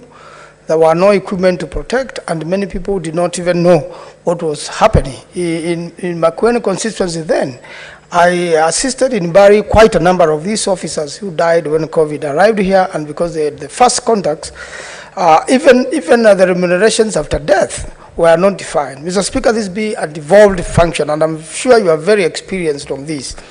Must really be fully devolved. The national government has refused to devolve this function fully, the Ministry of Health. They have devolved a few functions but not devolved the money. The money has to get to the counties, Mr. Speaker. The scheme of service is not clearly defined. Some counties are employing, a national government is employing, And it has not been synchronized since the 2010 Constitution came into being. And I think while you deal with different sections like SRC, you different with the Ministry of Health itself, some of the functions, some of the activities which have remained in the national level, especially the insurance, and then there's no proper way of synchronizing it with the counties. I remember the experience of makwiny.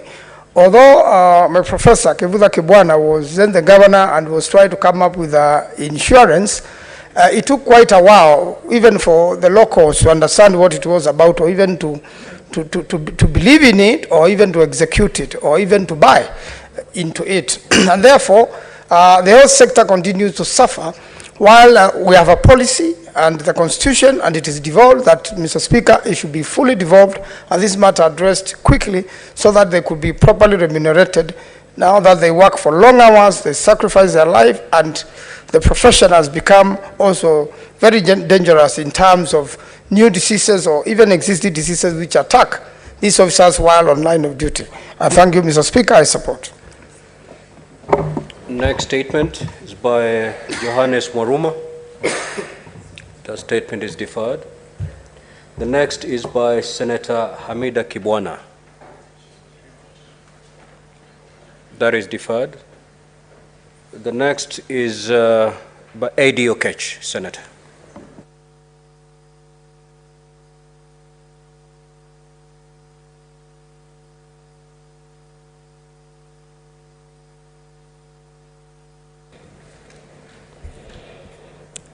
Mr. Speaker, thank you once again. My statement today is a request statement on allegations of unsettled and unremitted statutory payee deductions for the staff in county assemblies. Mr. Speaker, sir, I rise pursuant to standing order number 53(1) to seek a statement from the Standing Committee on Finance and Budget on allegations of non-remittance of statutory payee, or rather pay as you earn, deductions for staff in county assemblies.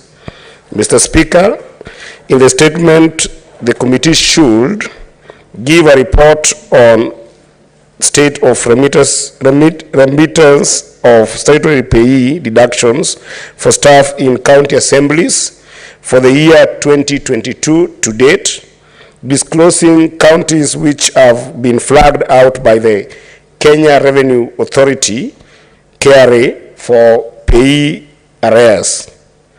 Mr. Speaker, in the statement, the committee should also explain why KRA has opted to appoint Central Bank of Kenya as an agent for collection of unremitted payee arrears. Mr. Speaker, in the statement, the committee should also establish whether remittances to the counties are being disbursed in a timely manner, providing a schedule of the timelines within which remittances were disbursed to the counties in the last 12 months. Mr. Speaker, in the statement, the committee should also investigate allegations of unauthorized expenditures of funds which had been earmarked for staff statutory payee deductions, informing the Senate where such funds were diverted to. Mr. Speaker, in the statement, the committee should also cause an audit on the circle from when disbursements are made to counties to when statutory deductions are remitted to the relevant statutory agencies for the last 12 months, outlining very clearly challenges encountered by the counties, proposing possible interventions. Mr. Speaker, in the statement, the committee should also spell out measures that have been put in place to ensure that the responsible officers within the county assembly service boards are held accountable.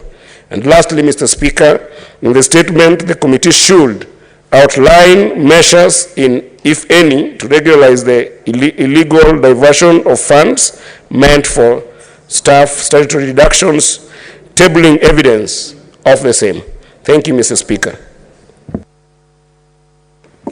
Senator Mogeni.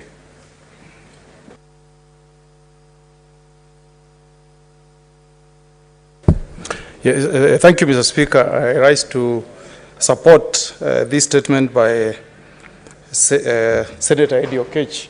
Mr. Speaker, you know, when I read the Constitution, Article 6, we have two governments that are interdependent. That's the national government and 47 county governments, Mr. Speaker. Mr. Speaker, where me and you went to law school, University of Nairobi, there used to be Government Proceedings Act, Mr. Speaker, that prohibited attachment of government property, Mr. Speaker. So I can't understand, Mr. Speaker, how Kenya Revenue Authority can attach monies for counties at the central bank.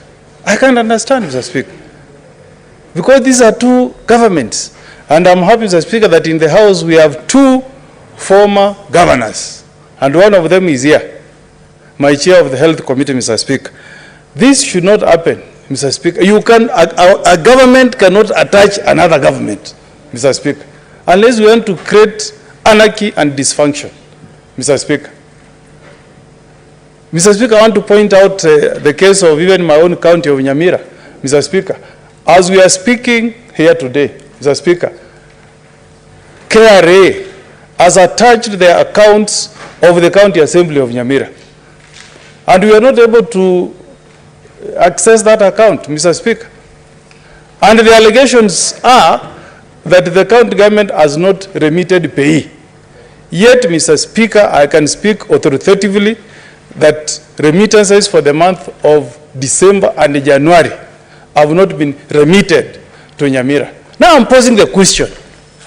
Pay means you deduct at source, Mr. Speaker. You pay and then you deduct. How can KRA purport, Mr. Speaker, to demand to be given pay for money that has not been disbursed? And we have one government, Mr. Speaker.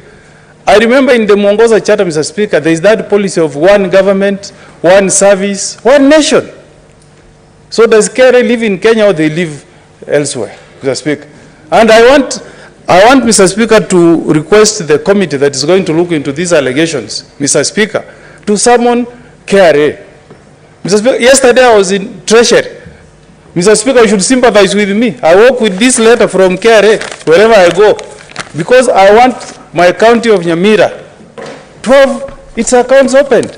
And Mr. Speaker, I want to seek permission to table this letter here so that the committee that will look into this matter can summon Kenya Revenue Authority, Mr. Speaker. You can attach accounts of private entities, but you cannot attach, Mr. Speaker, accounts of another government body by the same government agency. This is not right, Mr. Speaker. And this has caused havoc, Mr. Speaker. We are celebrating the International Week for Women. But members of the County Assembly of Nyamira, Mr. Speaker, have impeached the CEC Finance, Emily Ongaga, because of this action of KRA attaching their accounts. Mr. Speaker, we need to restore order on the functions of government, Mr. Speaker. We cannot have this kind of situation, Mr. Speaker. Maybe my county of Nyamira has been isolated. What is your point of order, Senator Kinyu? Mr. Speaker, I've listened to the senior counsel conversing on this serious matter, which I agree with him. The only part I would want to maybe it's inform him, how then would the MCA of Nyamira impeach the CEC for the mistake that she has not committed? Because it's the KRA which has committed this mistake. So what I'm begging is my senior counsel to advise the MCAs to follow the law, or not really that follow the law because they're doing what they're supposed to do, to advise them so that at least they can feel for the CEC, because she's being exposed to something that she has not committed, or she's suffering an injustice, and this being a Women's Day, senior counsel, maybe, but maybe you can defend her in a court of law, maybe.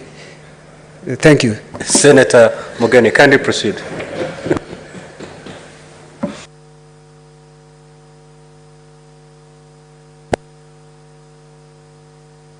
Mr. Speaker, I thought the chair of Finance, Parliamentary Service Commission, was going to be a bearer of good news.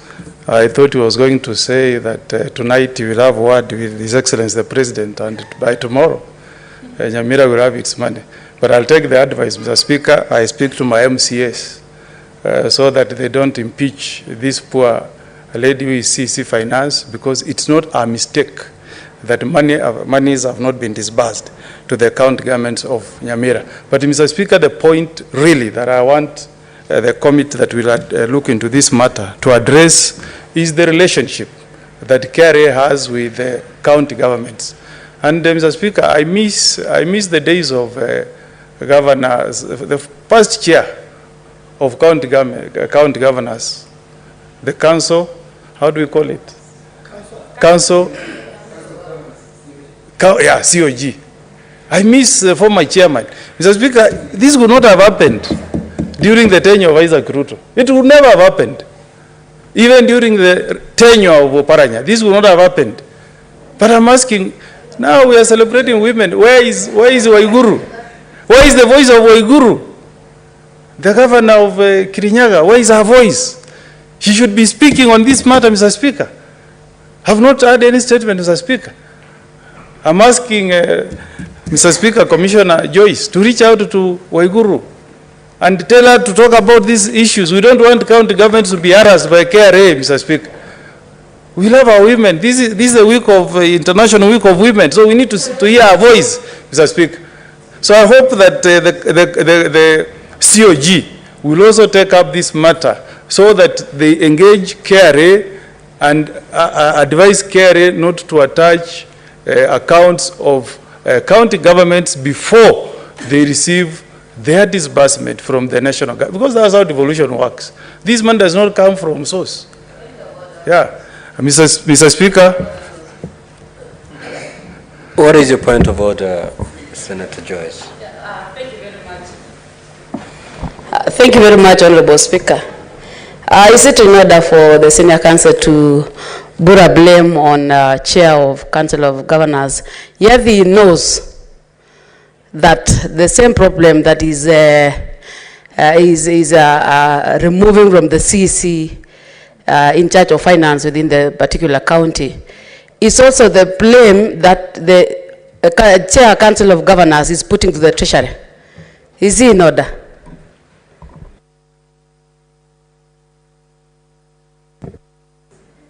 Mr. Speaker, I've not laid. How can I lay blame on the gracious lady Waiguru? All I'm urging is we want to hear a voice.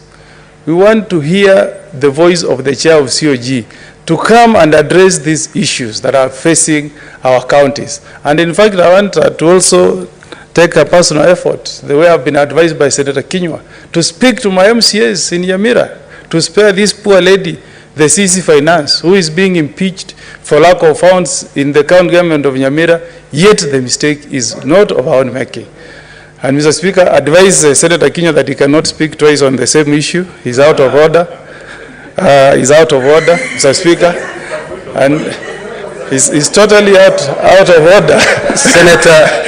Senator Mugeni, that's my work, really. Proceed, you're out of order, Senator Kinyua. Mr. Speaker, this. Proceed. So, Mr. Speaker, really assist us, Mr. Speaker. We are proud to have you as our Speaker, because you have been a governor and you know the problems, the financial problems that county governments go through, Mr. Speaker. So assist us, Mr. Speaker, to ensure that we strengthen devolution. I listened to the speech of His Excellency the President this afternoon. I had money being given to our gracious ladies who are our representatives from counties. They are getting an additional 1 billion to the affirmative fund. Mr. Speaker, I did not hear anything about Senate Oversight Fund, Mr. Speaker. We need to also have our leadership. Engage with the President. I don't know, where was our leadership when the gracious ladies were engaging His Excellency the President? Today they got 1B towards the Affirmative Action Fund. But Mr. Speaker, senators to date have no money for oversight, Mr. Speaker. And I guess maybe if we had money for oversight, we'll be able to do capacity building for our MCAs so that they don't harass our CECs for mistakes that are not of their own. So I support Mr. Speaker and thank the Senator for Migori for bringing this statement to the House, and I hope that we'll get some solutions to these problems that are facing our county governments. I support, Mr. Speaker. Senator Mogene, I heard you saying you would wish to table. Yes. That kindly proceed. And Mr. Speaker, on behalf of the great people of Nyamira, Mr. Speaker, I wish to table the letter dated 15th February 2023 from the Kenya Revenue Authority closing the accounts of the county government of the Nyamira County Assembly, account number 1000009,877 on allegation of non-remittance of pay for the month of January, totaling to Kenya shillings 2,899,433. I table, Mr. Speaker.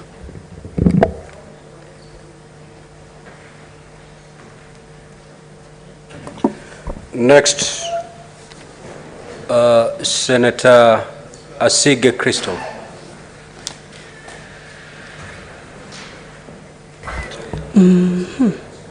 Thank you very much, Mr. Speaker, for giving me an opportunity to stand and support the statement brought by Senator Eddie Okech of Migori County. Mr. Speaker, without repeating what any of the other senators have contributed, just wanted to as well tag on to something quickly that Senator Omogeni has mentioned about KRA, suggesting that we summon KRA to the Senate to answer some of these questions that are being discussed here today. Mr. Speaker, I do agree that recently we've been hearing of KRA in the news on different issues, and some of those issues are not being taken too well by Kenyans in general, not just to do with county government accounts, Mr. Speaker, but also very recently, as you know, this week on the 28th of February, the KRA chairperson ordered a directive to suspend all tax exemptions, waivers, abandonments, and reliefs across the country, citing issues of leakages in revenue, citing trying to streamline the process of KRA. Mr. Speaker, these kinds of issues, as well as what has been tabled here today by the Senator of Migori, are very critical to Kenyans, of national importance and concern.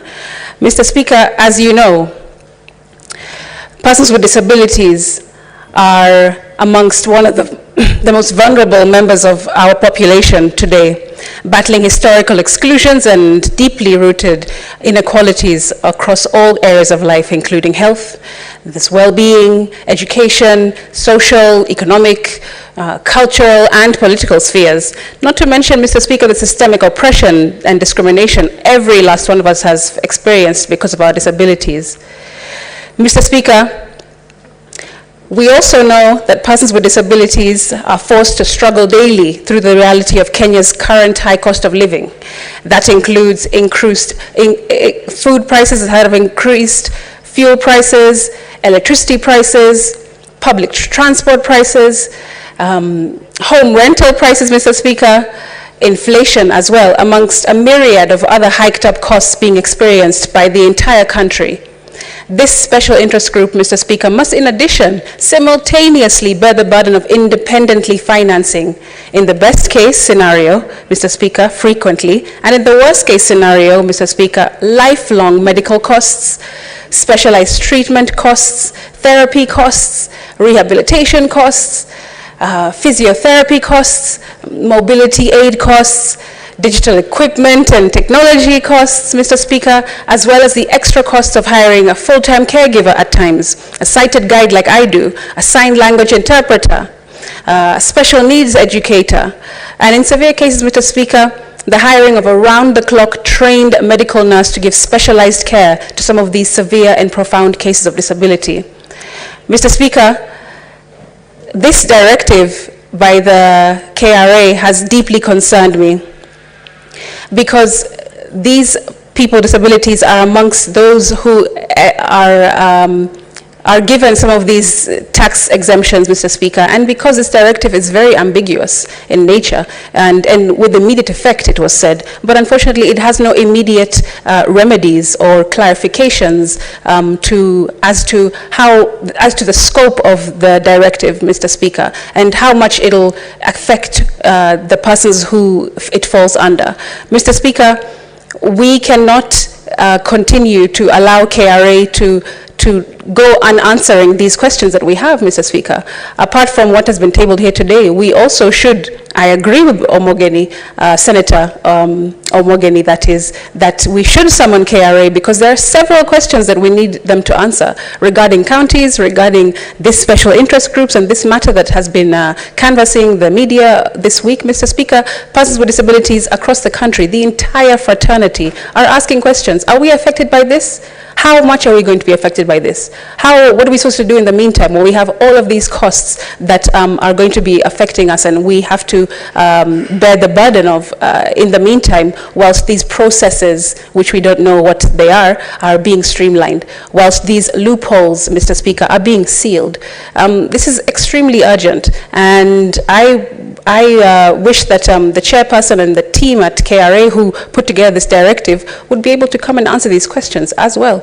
Because, Mr. Speaker, this government, this country is supposed to offer social protection, Mr. Speaker, social protection to persons with disabilities, and not actually allow these kinds of directives to go across the country and be announced, because they actually end up disabling us even further than we already are. Mr. Speaker, it's extremely important, not just to me, not just to the people that have been calling my phone the entire week, asking questions, what does this mean for us? But Mr. Speaker, because of the dignity of people who are living in this country. As we all know, any one of us, any one of you, shall I say, because I'm already in this fraternity, can join the PWD fraternity any day. And if by some bad luck that happens, I am absolutely certain that this will be of a priority, Mr. Speaker. So KRA should indeed come and answer all of our questions. I thank you. Senator Mandaga. Thank you very much, Mr. Speaker. Mr. Speaker, I rise in support of this statement by Senator Eddy of Migori, Mr. Speaker. Mr. Speaker, counties have continued to bear the brunt of failure to release its equitable share of resources timely, Mr. Speaker. And Mr. Speaker, for Kenya Revenue Authority to actually close the accounts of Nyamira County Assembly is not only unfair, but I would say it's not rational, Mr. Speaker. Mr. Speaker, I say that because Kenya Revenue Authority is the authority tasked with the responsibility of collecting taxes, revenue, and submitting to Treasury for onward submission to counties and national government. Mr. Speaker, not only have KRA closed the accounts of Nyamira County, but they have also had another practice, Mr. Speaker, where when there is delay in release of salaries, and staff of county governments have gone without salaries for 3 months, Mr. Speaker, Kenya Revenue Authority levies a penalty on accrued payee for mistakes that were committed by National Treasury, KRA being an agency of National Treasury, would therefore not blame county governments. Mr. Speaker, I think as a Senate, we must think of amending the PFM Act and the Finance Act so that funds meant for counties before any other funds is sent to any other government, national government entity, Mr. Speaker, the funds are sent to counties. It is really unfortunate that the county can pay a levy of almost 100, 200 million on account of delayed remittances of payee when there has been serious delays in disbursement to counties, Mr. Speaker. Mr. Speaker, I think we as a Senate will have to revisit this, and I want to agree with Senator Omogeni that KRA should actually appear before this House. And I think, Mr. Speaker, when KRA appears, it should be the committee of the whole, because there are a myriad of issues that we need to discuss with KRA that touches on counties, Mr. Speaker. Mr. Speaker, Central Bank of Kenya, Kenya Revenue Authority are all agencies of national government. It is not lost on KRA, which has appointed Central Bank of Kenya, the agent of collection of taxes, and Central Bank of Kenya is the holder of the accounts of county government, Mr. Speaker. There is no way KRA will persuade us, Mr. Speaker, that they don't know whether they have received the money for Nyamira County, Mr. Speaker, to the extent that they are acting on behalf of KRA to close their accounts and freeze all the funds that are coming that should have gone to the County Assembly of Nyamira. So, Mr. Speaker, we urge the committee that will handle this matter, Mr. Speaker, to take this matter seriously, and as a House, we would like to have a session with KRA, Mr. Speaker. Mr. Speaker, the matters that have been raised by Senator Asike on persons living with disability and the exemptions they have been having, Mr. Speaker, Kenya Revenue Authority must come out clearly on what is the fate of the PWDs of this country on matters exemption. Mr. Speaker, this country, if KRA is not aware, PWDs are already disadvantaged, even when it comes to treatment or getting assistive devices. Mr. Speaker, the only assessment center that is used to determine the kind of support PWDs need is only one, and it is not sufficient at Kise, Mr. Speaker, which is also simultaneously used for training. Therefore, even the capacity for it to do the assessment is not there, because at the same time, they must use the facility for training. PWDs are already disadvantaged. As a nation, we cannot afford to disadvantage them further.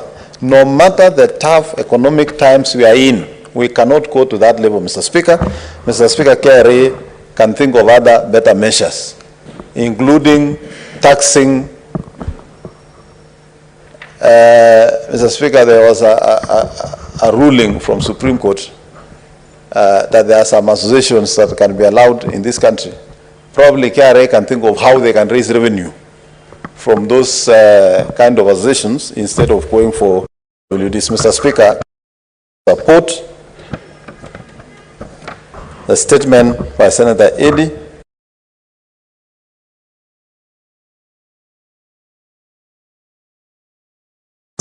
on these matters of counties, because it is very detrimental to close accounts of a county assembly, Mr. Speaker, which has resulted in an impeachment of an innocent CEC who cannot take a salary or a proceeds from the farm to finance the county assembly of Nyamira. Mr. Speaker, I submit.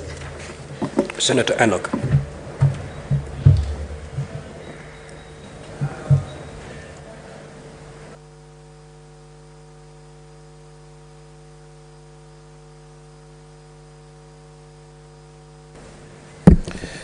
Thank you, Mr. Speaker. Mr. Speaker, from the onset, I want to really congratulate and thank Senator Eddy for bringing up this matter to the floor of the House through a statement. Mr. Speaker, the situation in KRA and the old regime of remittance of revenues to counties is a matter that actually we need a substantive motion to deal with. Mr. Speaker, you know, you allowed me yesterday, alongside 6 other colleagues, to go to Kitui County Assembly for my annual address of the Assembly. One of the things that the County Assembly of Kitui bitterly complained about is a matter of KRA and the many instances that they have had to really be pushed against the wall by KRA on matters revenue. The Speaker, it is basic knowledge. You can only pay or deduct from an employee's salary, pay as you earn, if the salary is available in the first place. If there is no salary from where to deduct pay as you earn, then you cannot deduct pay as you earn. It is not the responsibility of county governments to provide to themselves monies to pay their employees.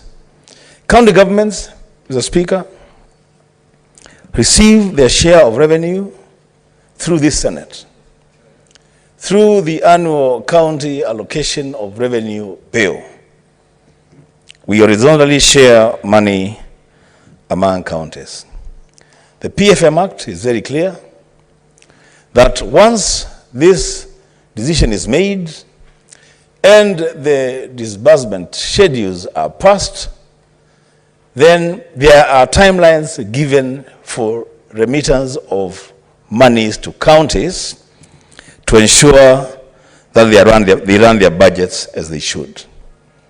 The Speaker, I was shocked because yesterday when I visited the governor of Kitui County, I also learned that the last time that the counties received their batch of remittance was in November last year. And counties are supposed to be rolling out programs, they are supposed to be paying salaries, and when they don't pay salaries, when they don't remit pay as you earn, when they don't remit NSSF, when they don't remit NHIF, they are penalized. Now, Speaker, the responsibility of this Senate, the core responsibility, is to protect counties and their governments. And if there is one area, Mr. Speaker, that this House needs to cross ranks, and as I said, bring a substantive motion beyond summoning KRA to appear before a committee of the whole. Bring a substantive motion, Eddie, I challenge Eddie to bring a substantive motion so that we discuss this matter of remitting revenues to counties. Because, Mr. Speaker, what we are doing, and this is we are doing inadvertently, is actually, without knowing, we are presiding over the death of devolution. Because if monies are not available to run programs in counties, then what will happen is that we'll have a reversal of the gains that we have made in devolution. The Speaker, with those remarks, I support. Senator Manzo. Thank you, Mr. Speaker, for giving me an opportunity to support this very important cause. Mr. Speaker, the plight of counties is now worse than it has ever been. Monies have not been remitted to counties, yet statutory deductions ensue. And the people, seems that there's no communication from these different institutions as to what is happening to the counties. Mr. Speaker, when it comes to pay as you earn, it means first you have to be paid the salary, so that then the pay as you earn can be deducted. And the pay as you earn is such an automatic deduction, Mr. Speaker. You cannot close the accounts of a county assembly simply because pay as you earn has not been remitted while several months have taken place. I have had an opportunity to follow this in the case of makwiny, and I realized that, and also in all counties, realized that the CS of Treasury has communicated that he's in short of funds to governors. And at the same time, he's able to remit as he pleases to one county or another discriminatively.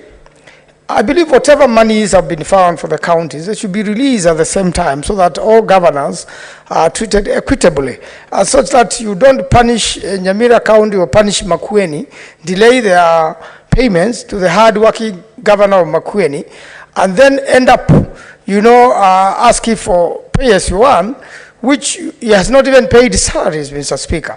It really puts the whole situation in a very difficult situation, and this affects not only the county government, but also the county assemblies, the executive as well, and therefore it affects even our MCAs, and goes on to affect every other, system in the counties. And I believe, as the Honorable Senator Wambua said, we have to be careful not to preside over the death of devolution. We have a role and we have a duty, and I believe when this matter comes up to the committee, we would like to attend as many as possible, and I agree with the suggestion that it comes to the floor of the House so that we can be able to deal with this matter and be able to do our role of oversight on some of the activities KRA is doing over the counties and making an effort to crush the counties. Mr. Speaker, devolution is so important, and you know it, that some of the roads which had never been done, or some of the activities in dispensaries and health were done when first governors and second governors and now the current governors came into place. And this would never have been happened if it remained in the old system. I thank you, Mr. Speaker. I support.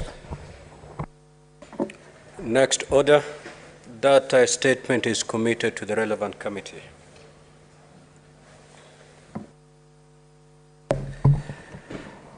Order number 8, the Cotton Industry Development Bill, Senate Bills number 5 of 2023, first reading. A bill for an act of parliament to provide for the production, processing, marketing and distribution of cotton in Kenya and its products, establish the Cotton Industry Development Board, provide a framework for cotton farming, ensure value addition to cotton and its related products, and for connected purposes.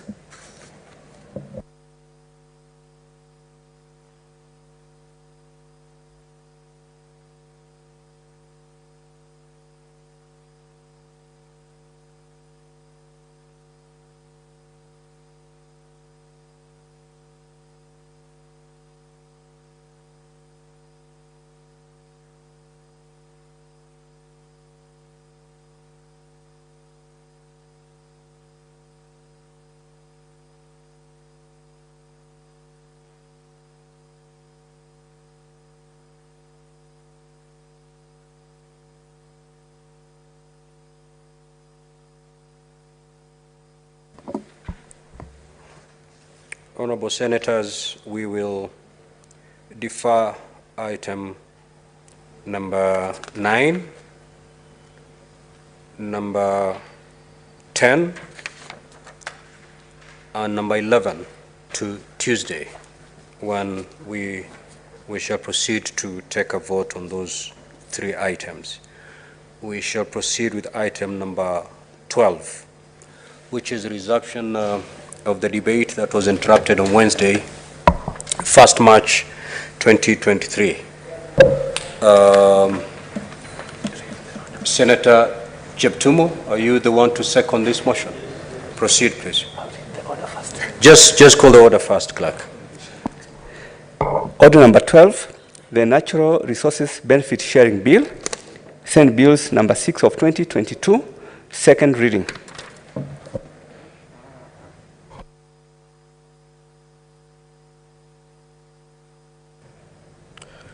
Thank you, Mr. Speaker. Mr. Speaker, I beg to second this bill. And Mr. Speaker, I want to thank first and foremost my colleague, Senator Mungatana, for this very important bill, because, Mr. Speaker, since independence, there has been no framework for sharing of benefits for natural resources. Mr. Speaker, every community in Kenya is blessed with natural resources, Mr. Speaker. Others are blessed with minerals, others with even water, even sunshine, Mr. Speaker. Areas like Northeastern and part of where I come from, that is Baringo and Elgeyo Marakwet, we have a blessing of the sun, Mr. Speaker. Some areas they have geothermal and various other natural resources, Mr. Speaker. And therefore, the lack of framework for the sharing of the benefits arising from these natural resources, Mr. Speaker, has in a very big way disadvantaged the locals in those areas, Mr. Speaker. So this bill is coming at the right time, and I want to thank my colleague for this step. Mr. Speaker, when we went devolution way, it was one of the ways of also ensuring that we get the benefits of our governments, so that resources are, Mr. Speaker, then taken closer to the population. Those counties again and county governments, Mr. Speaker, then again will have a chance now of even looking into their resources that they have. So, Mr. Speaker, this bill is intended, as moved by my colleague here, to benefit the locals. Mr. Speaker, when you served as the governor of Kilifi, I am sure you took time to identify the various resources in your county. And I'm sure you took steps perhaps to see how best your people would really benefit. And especially, Mr. Speaker, now that we don't have enough resources. This year, the Council of Governors were fighting for more than 400 billion. The government is only able to provide 385 billion or so. We don't have resources, Mr. Speaker, to develop our counties. Yet if we maximize, if we invest and extract the benefits of our natural resources, Mr. Speaker, our counties can be better. So, Mr. Speaker, both extractive resources are not benefiting the locals. The bill, Mr. Speaker, is also happily moved by the Honorable Mungatana, is proposing a formula on the sharing of the benefits of the natural resources. Mr. Speaker, the national government has been benefiting from those resources, and the locals have not been able to access even a portion, and if indeed they do, very minimal. This bill, Mr. Speaker, proposes that government, national government, takes 60% of the benefits of the natural resources, and the county governments and the locals takes 40%. Mr. Speaker, I submit that this ratio, in my view, is justifiable because the resources belongs to the people, but because the government of today also, Mr. Speaker, is entitled to part of it, I think slightly over 50%, and that is 60%, is justifiable for the national government. 40%, Mr. Speaker, will be available for the county government and local government.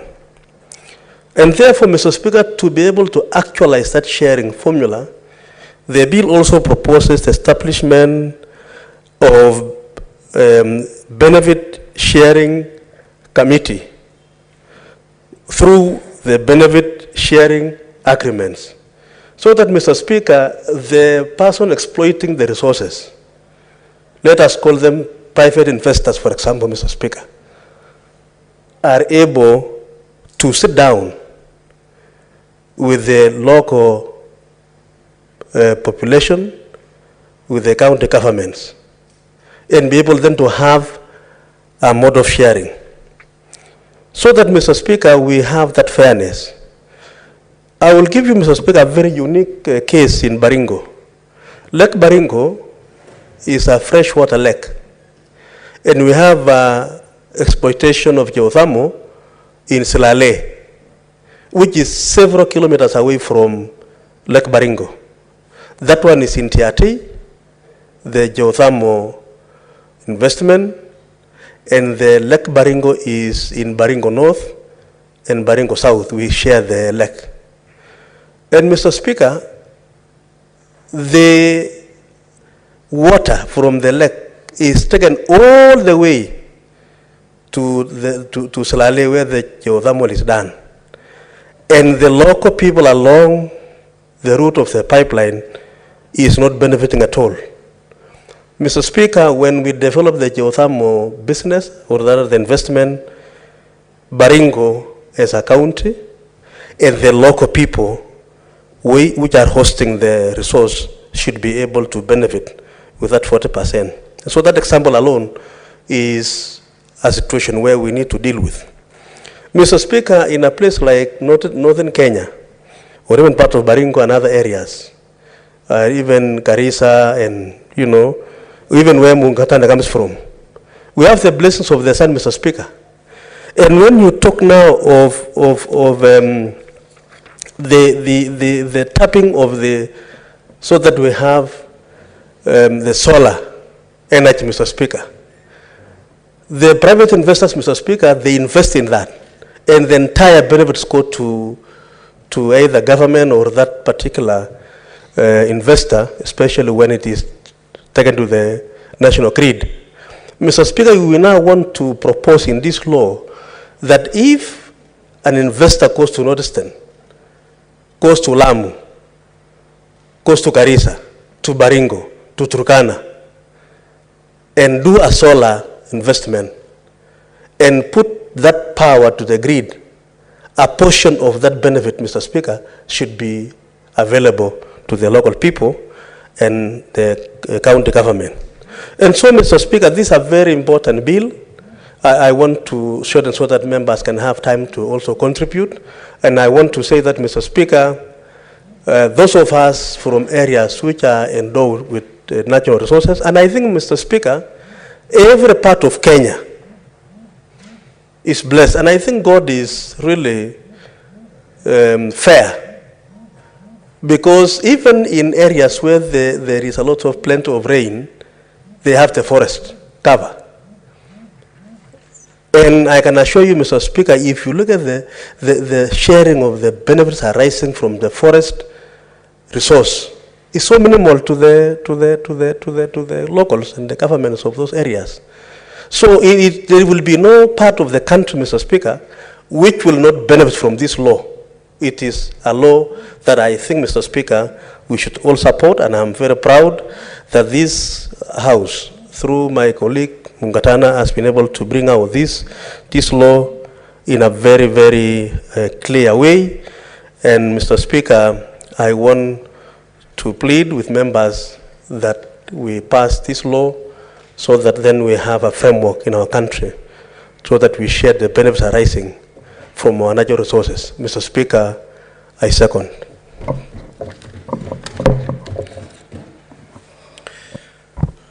Honorable Senators, I do now propose the question that the Natural Resources Benefit Sharing Bill, Senate Bills number 6 of 2022, be now read a second time.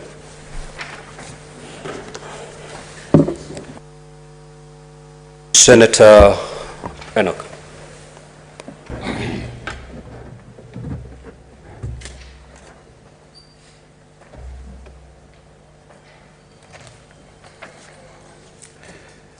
I thank you, Mr. Speaker, for this opportunity to add my voice on this all-important bill, the Natural Resources Benefit Sharing Bill 2022 by our friend, our colleague, the Senator of Tana River, Senator Danson Mugatana. The Speaker, this is a bill that perhaps should have come to this Senate the day before yesterday. It's a very, very important bill for counties, and especially on the matter of sharing benefits for resources found within counties. Mr. Speaker, I'll go straight to the bill. And in the bill, part 1 of the bill, Senator Mugatana is proposing the natural resources for which this act will apply. And the bill lists those resources as sunlight, water resources, forest, biodiversity and genetic resources, wildlife resources, industrial fishing, and wind. The Speaker, I will urge the promoter of the bill, and if he can get, his attention, because this is very important, that naturally when you name one, then you exclude the others. On this matter of the natural resources, I want to ask Senator Mugatana to consider including sand as a natural resource that should be covered in this act.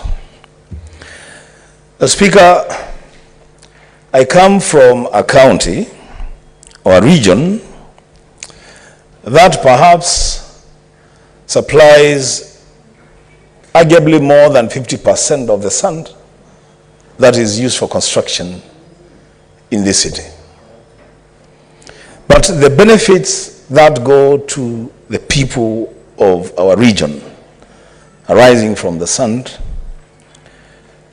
cannot even be computed. The benefits are insignificant. In this bill, Mr. Speaker, I see an opportunity where then sand becomes a resource for which there are benefits that would go to the communities. So I ask the promoter of the bill to consider including sand in the natural resources. So, Speaker, as we debate this bill, let us all be guided by the need to come up with win-win arrangements so that everybody involved in the extraction of the resources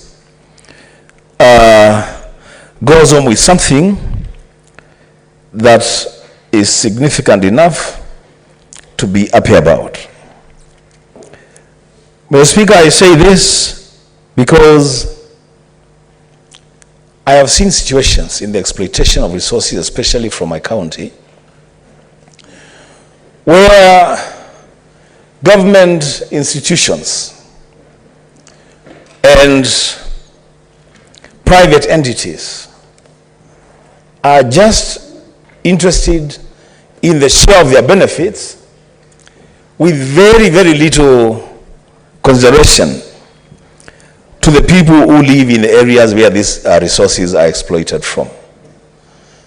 Mr. Speaker, the percentages proposed by our senator are fair. This is a fair arrangement, and let's pursue it to conclusion.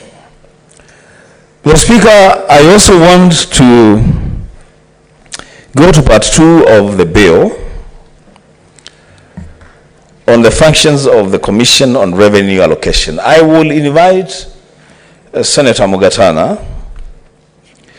to kindly look at the functions assigned to CRA and ensure that they don't conflict with the roles that you have assigned to the benefit sharing committees in the counties. So the CRA should not come to Kitui County and begin to dictate. If Senator Mugatana will agree to include sand in this, come and dictate what it is that the people of Kitui should get from their sand resource. Let the role of CRA be facilitative, as opposed to helping in making decisions as to what the benefits will be. When I look at this bill, the roles, the functions of the CRA would emasculate the functions of the county benefit sharing committees. Let's be very clear about that. Lastly, so that we also give other senators a chance to weigh into this, part 4 of the bill on benefit sharing agreement. Through you, Mr. Speaker, I want to remind my brother, our colleague, Senator Mugatana, that the Senate exists to defend and protect counties and county governments. Now, when you talk about counties, it's not just the boundaries. It is also the resources found in the counties. In the list that this bill proposes for the County Benefit Sharing Committee, I see Senator Mugatana has included the County Executive Committee member responsible for finance, the chairperson of the committee of the respective county assembly responsible for matters relating to natural resources, then technical people, and 5 persons elected by the local community. The Speaker, it is my submission that the office of the county senator should be represented in the list of the members of the county benefit sharing committee. You cannot leave the office of the senator from such an important committee, because it is our duty and responsibility, constitutional duty, to defend counties and county governments. The Speaker, I would have wanted to say a lot more, but I want to be also considerate to other members who would want to weigh in on this bill. But just to tell the promoter of the bill that this really is a very, very important bill. I would actually ask the promoter of the bill, through you, Mr. Speaker, that perhaps even in the course of the debate of this bill, he could organize a caucus, a meeting the senators, to just understand this bill even better and enrich it. So by the time we are getting to division, then we have a very good and nice bill that we can take to our counties. I thank you, Mr. Speaker. Senator Chirange.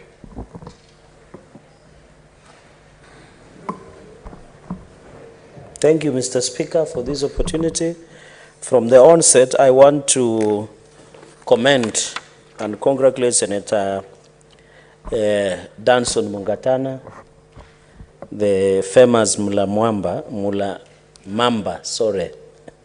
I think Mr. Speaker is doing extremely very well, considering he is a seasoned parliamentarian.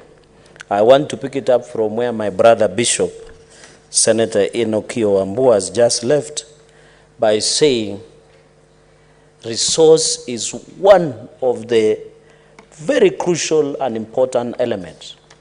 Mr. Speaker, the reason there is always conflict, there is always difference, is because of fight over resource. Anywhere in the world, when you look about Ukraine versus Russia or Russia versus Ukraine, Mr. Speaker, the underlying or the bottom line is because of resource. When in the last session we fought by the winning and losing counties because of resource. We fight daily because of resources. Because everybody needs that resource to survive. Mr. Speaker, this bill is so much important, very critical, and therefore I find it honored and privileged to be part of the people who will leave the mark in terms of what essentially we have done. Mr. Speaker, this is a very important bill. When you talk, because, and I agree with Senator Wambua that he has indicated that we should increase the scope, because this bill wants to cover by saying natural resources like sunlight, water resources, forests, biodiversity and genetic resources, Mr. Speaker. Mr. Speaker, there is wildlife resources, industrial fishing and wind. Because sunlight, Mr. Speaker, you know, especially Northern Frontier. Why don't we have the president and the world is talking about climate change? Why don't we use clean energy, Mr. Speaker? I remember, and maybe you can confirm this, in the year around 2020, and the former Senator Alake Abushiro brought a statement why the government was putting now taxes on solar panels.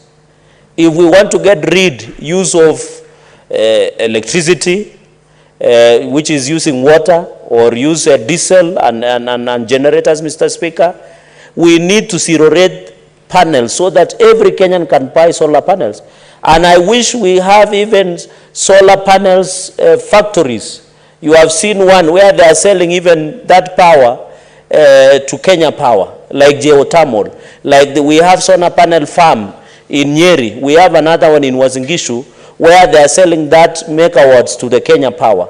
The only unfortunate and the underlying red herring on that agreement is on the PPs, Mr. Speaker, independent private power producers, and they have been selling in terms of dollars. And that is where we are losing it as a country. Let this solar energy they are selling to Kenya Power do it in local currency, so that you can see the shilling is around the dollar is 127 as against 1 shilling. $1 is against 127 Kenya shillings, Mr. Speaker. So we need to zero rate so that we promote also clean energy, green energy, and climate change. On water resources, Mr. Speaker, you come from that region of coast and also Lake Victoria. We are talking about blue economy. Let us exploit and ensure that we do that. On forest, Mr. Speaker, as I said earlier in the day, Nandi is a very unique county. We have 3 forests. Nandi North, Nandi South, and Tindred Forest, which pros. By the way, many people, Mr. Speaker, don't know Mau is not only Narok. There is a lot of misnomer, and I wish my brother from Narok was here. Mau complex stretches all the way to Tindred, all the way from Momba, all the way to Nakuru, to Bomet, to Kericho, to Nandi, up to Narok. That is what we call Mau complex. And therefore, for example, in Nandi, which is within our borders, are 3 forests, which is unique because, Mr. Speaker, there is no any other county that has more than 3 forests. And it is important, Mr. Speaker. Mr. Speaker, we need to have a conversation. I remember our current, the Deputy President, His Excellency Rigathi Gachagua, had even proposed to ensure families own this forest and protect. We allow Shamba system. And I think that is even the late Nobel laureate, Wangari Maathai was saying, if Shamba system is allowed and people are disciplined, we protect those trees, Mr. Speaker, because we don't want to create enmity between the forests and also the community that are next to those, of course, protecting from land grabbing and other issues, Mr. Speaker. So we need to look at if we can do Shamba system and protect our forests at the same time. Mr. Speaker, when you talk about biodiversity and genetic resources, Mr. Speaker, and I'll bring a bill on this, can you believe that there are organizations in this country,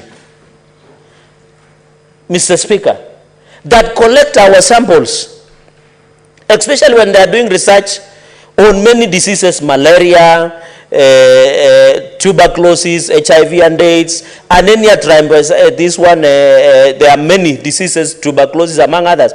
Can you believe there are people from outside the country who pick Kenyan samples and go and do research in Harvard or in other universities in the world, but they don't pay us anything.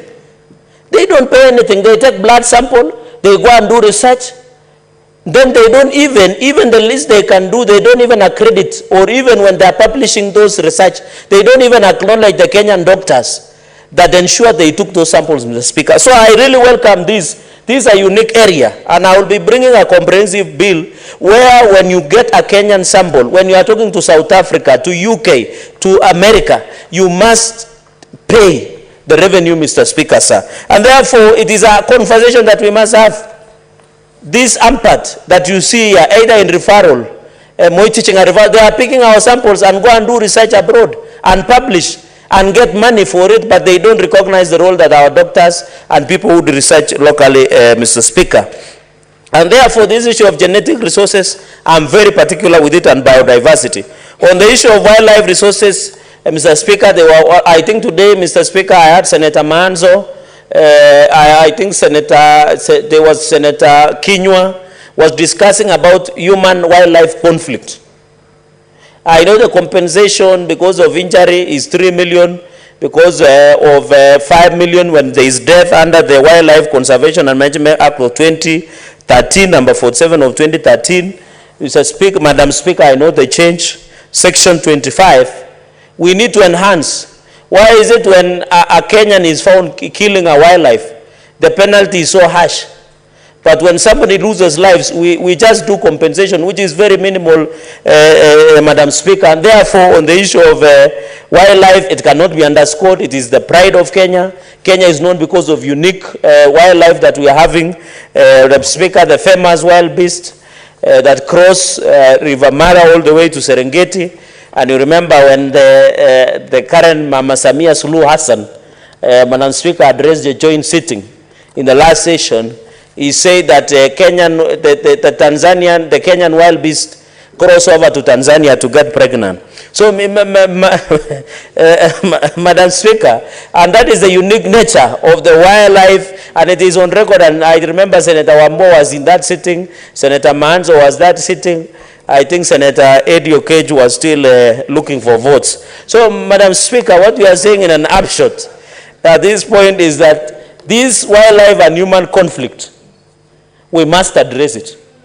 But we are not saying the only problem we have is that we need proper fencing and those sanctuaries to be protected, but also to teach the communities around those national parks to own, to be part, even give them businesses, give them to run hotels in those parks, give them opportunity to do roads in those parks, Madam Speaker, and will be able. On the issue of industrial fishing, of course, I can't say much more with that. Of course, there is issue of where I think some countries, I don't want to name names, have been accused of using trawlers, where they sweep everything. They sweep fish, crabs, any living creature in water, and therefore undermining that the ecology of our ocean and sea system within, Madam Speaker. And therefore, the President has said, and we need to do that, the President has said 10 billion trees in 10 years. I want to ask each and every senator, the way Senator Wambua said that the senator should be part of the committee.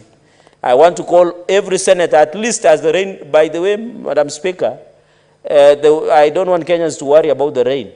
It begins in 15 March. So we need to agree every senator should plant at least trees in every Would you like to be informed, Senator? Of course, if it is Bishop Senator Wambua, why refuse? Senator Wambua would like to inform you.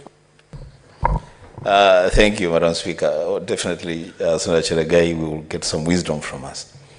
Madam Speaker, because I actually mentioned that point on the senators being part of the county benefit sharing committees. In fact, I would want to inform Senator Chelagai that maybe in his moving notes, he may actually insist that the senators be the chairs of the county benefit sharing committees. I thank you, Madam Speaker. Senator Chelagai, you are hereby informed. Yeah, I mean, properly informed by Senator Bishop Wambua. Madam Speaker, and I agree, even if it is not the senator himself, the representative of the senator can chair. Madam Speaker, you know that we need to be careful. We are edging ourselves from the real issues of wananchi. And I think as we even draft the law, we must look at our position.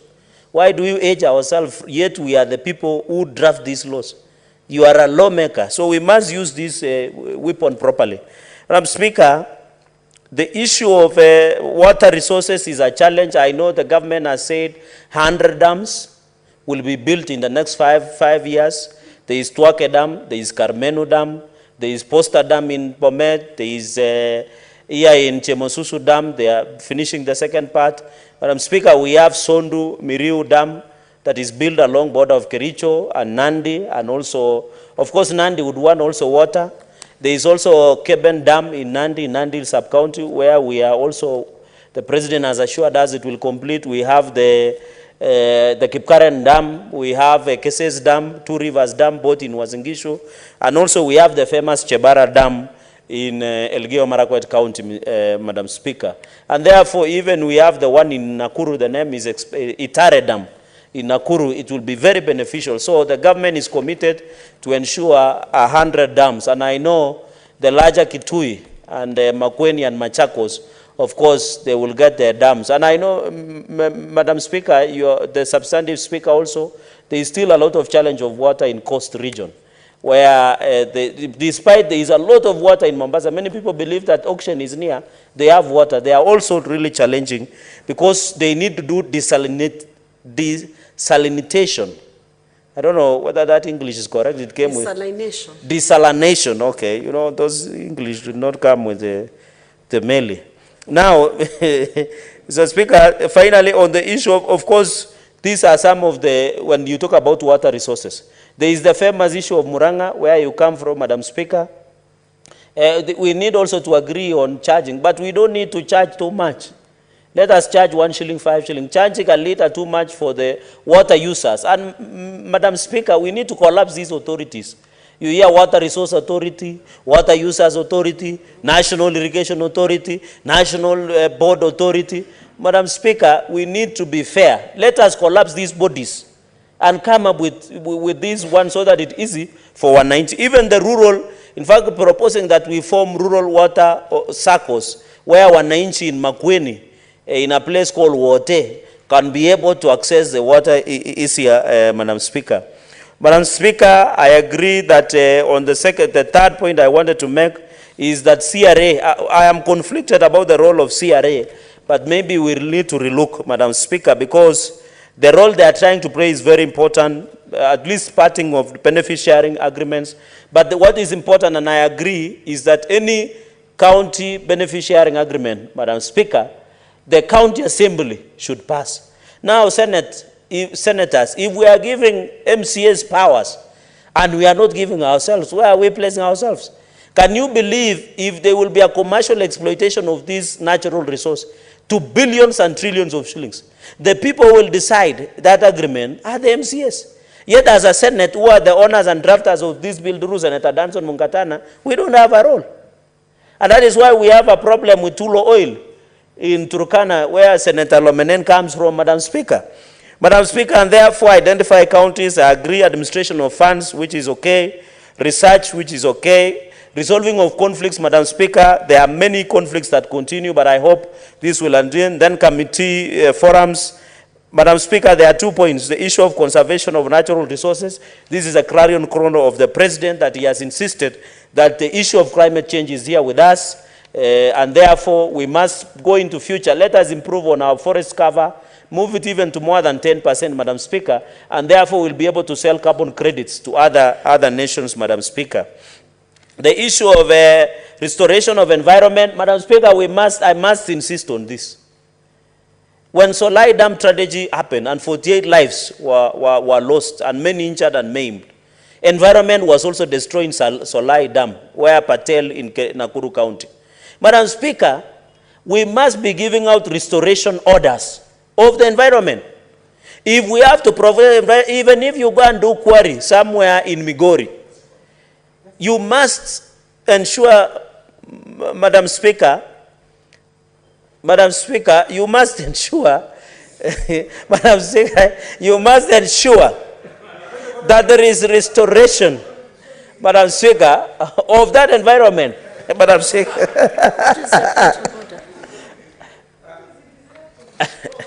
What is your point of order, Senator Kenywa?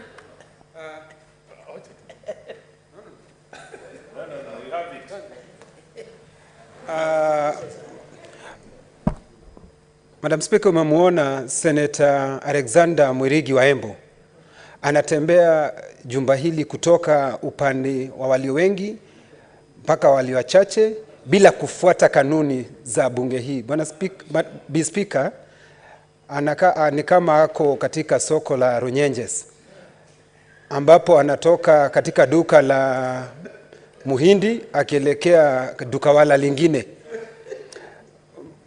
Speaker, mwambie afuate sheria vizuri, na ni vizuri Speaker umwambie arejelee aweze kufanya vizuri, ndio iwe funzo, aweze kuzoea mambo ya vile inapaswa kufanya. Asante Speaker.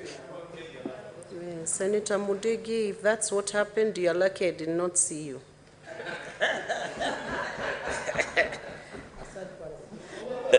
Madam Speaker, I think we are still learning, all of us. Madam Speaker, in the last point, I think he is lucky, as the Speaker said, on the last point, I request, Madam Speaker, an amendment that, because these are billions of shillings, Madam Speaker, and you know KRA will be collecting. These are royalties. I'm requesting that there should be a reporting mechanism to Parliament, because this is part of revenue. This is part of own source revenue and revenue that is paid to a fund. Madam Speaker, I request that we amend clause number 7 to include reporting to Parliament of all these funds, Madam Speaker. On the issue of putting out of 60%, you put 40% to local community projects, I agree, Madam Speaker. On the other issue, local boundaries, I think that bill was sponsored by Senator Governor Mutula Kilonzo Jr. with Senator Governor Sakaja. There was a local boundaries bill. I don't know the fate of that bill. It will be able to assist. I think it is in the National Assembly. Madam Speaker, the other issue is on oversight. That is clause number 13, at least formation of local benefit sharing forum. I propose that they should do oversight role of that fund that is there, Madam Speaker. Madam Speaker, with those very, very remarks, I'm looking at the 10 minutes to the adjournment hour, and I can see that it is good that the bishop himself is the one pushing about the anti-gay in the house, so it is in order. Madam Speaker, all in all, this is a very important bill. I hope colleagues will have opportunity to look at it and reach it, and I hope when it comes to committee stage, we shall be able to contribute and ensure that we amend. Thank you very much, Madam Speaker, and congratulations to Senator Danson Mungatana. Let us have Senator Manzo Daniel Kitonga. Yeah, thank you, Mr. Speaker, Madam Speaker. Madam Speaker, this bill is very important, and I believe it is still in the middle of discussion. Madam Speaker, I really want to thank Senator Mungatana for cleverly and very wisely crafting this bill to avoid conflict of laws, because there are quite a number of other issues which intertwine with what he's trying to do to help Kenyans and to help devolution. He's done it so well. First of all, he clearly states that it's not a money bill, so it avoids the complications of a money bill where it has to go to several places, including the National Assembly. And again also, the bill concerns county governments, because these resources are in the counties. And again also, the statement, the legislative power and the rights. And again also, the objects of the bill are quite clear, Madam Speaker. And therefore, I want to concentrate on a few things which touch this bill, which are very vital. And one of it is the role of the Commission of Revenue Allocation, and then collection of royalties. And then when we go to the areas specific which we want to deal with, Madam Speaker, there is sunlight, which we have a lot of it in Ukambani, whereby this is solar harvesting, which can be used for cooling, cooling systems or coolers to store mangoes and other fruits we manufacture. Water resources, which includes the Twake Dam, which is also in Makwiny, the Grand High Falls Dam, which is coming up on Tana River, and then many other water resources, the groundwater in Turkana, And then forests, biodiversity, and genetic resources, very heavy. Wildlife resource, which is what I've been talking about this afternoon, with wildlife conflict, Madam Speaker, whereby the wildlife near our counties or around our counties should really benefit those counties, because the biggest damage is done to the county residents in those particular areas. And again also the industrial fishing, which happens in the coastal areas, and you know, wind, which you have a lot of it in Ukambani. And once all this is done and dealt with, Madam Speaker, then it becomes you know, a very serious matter of consideration, and it becomes a very big source of income. And then international organizations or international companies could be interested directly dealing with the companies and exploiting the resource there. And investors going directly to the counties, and therefore a lot of money is being raised. It carefully avoids the issue of mining, although there are some relationships, make sure that the counties are able to deal with this on their own. And therefore, means almost every county is going to benefit. There is you know, there was a mistake, Madam Speaker, when we were forming this nation in 1963, whereby some areas were thought not to be useful in the development papers which were presented then in Parliament. Madam Speaker, I want to say that the North now is most useful and is the future of this country. Madam Speaker, if you look at America, there was a Wild West, the deserts, Nevada desert, where Hoover Dam was done, like the way we have done Twake Dam. And today, Las Vegas, a very huge town which does a lot of business, operates in Las Vegas, and that's where actually we copied the idea of Twake Dam. And Madam Speaker, in our deserts, that's where the biggest industries should be in the future. That's where we should use solar. That's where we have a lot of fishing in Lake Turkana and other places. Therefore, this particular bill is for the future. And we can create a lot of jobs if we invest in those areas. And all we need to do is to make sure there is security in northern Kenya, there is security in northeastern, so that investors are not scared of these places and can team up and we invest in those areas. We have big rivers where we can do a lot of irrigation. We can stop all these clashes we are seeing in the north of stock theft and the people be killed by bandits if we do irrigation.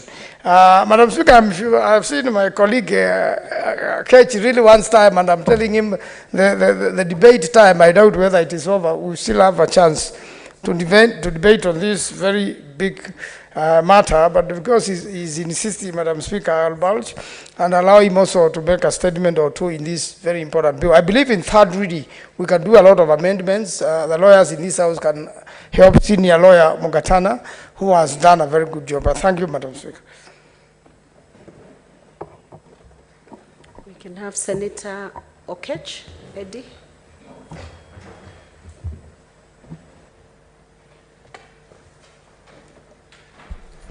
Madam Speaker, thank you so much for giving me opportunity to actually just make a few comments due to pressure of time in the debate on this bill by Honorable Senator Mugatana. I think this is one of the most brilliant bills that has ever come in this house, you know, because resources define how societies do thrive. And, you know, since times of colonization, resources that are extracted from communities don't get to them. And this is part of what we call neocolonization, where you find that a number of companies that are well capitalized and well resourced come to local communities, take their natural resources, go with them without the local communities benefiting. And the bill suggesting or proposing that we need to have a way of ensuring that natural resources from local communities can actually also be able to benefit them, even if they don't have capacity to exploit those resources by themselves. It's a brilliant bill. And coming from Migori, where I come from, Madam Speaker, Migori is one of the counties that has got a lot of gold And we have seen that a number of times Migori people who have got gold don't benefit from it because one, they don't have the capacity to do proper mining, and two, there is no proper structure to access the market. And equally, Migori has got a lot of access to water in Lake Victoria. So this bill speaks closely to my heart. So I want just to make comments, perhaps 3 areas that I think that Senator Mugatana can consider to improve on this bill. Number one, Senator, I wanted to perhaps implore upon you to think about, one, be able to not only think about a benefit sharing structure, but I wanted to encourage you to think about effective benefit sharing structure. What I mean by this is basically thinking about if you can be able to be innovative enough to ensure that such fund at a national level can be cascaded in the grassroots to the counties so that counties can be able to ensure that there is prioritization in terms of how that fund reach communities to be able to deal with their problems. Number two, that I wanted to implore upon you in the next 1 minute is that think also about a long-lasting strategy. And a long-lasting strategy is always a business strategy. So then how do we ensure that there is a way that we can empower local communities to be able to have enterprises tied to the exploitation mechanism? So basically what this means is that we'll be able to make communities be able to constantly have a share to the retail price of all the commodities that come from the extraction that we have. So basically, how do we ensure that this fund can enable communities to be able to do enterprises that will last for longer and have a bigger share in the long term, to the extent that they can constantly be able to earn from this kind of engagement with the private sector in their communities, rather than just depending on royalties and which looks like grants and donations. I think with that, because of pressure of time, I thank you, Madam Speaker, and I hope that I'll engage more with my colleague to be able to put some more input, even in capacity building, to these local communities to deal with the issues that my brother Charagay was talking about, of the effect of extraction in our communities. I thank you, Madam Speaker.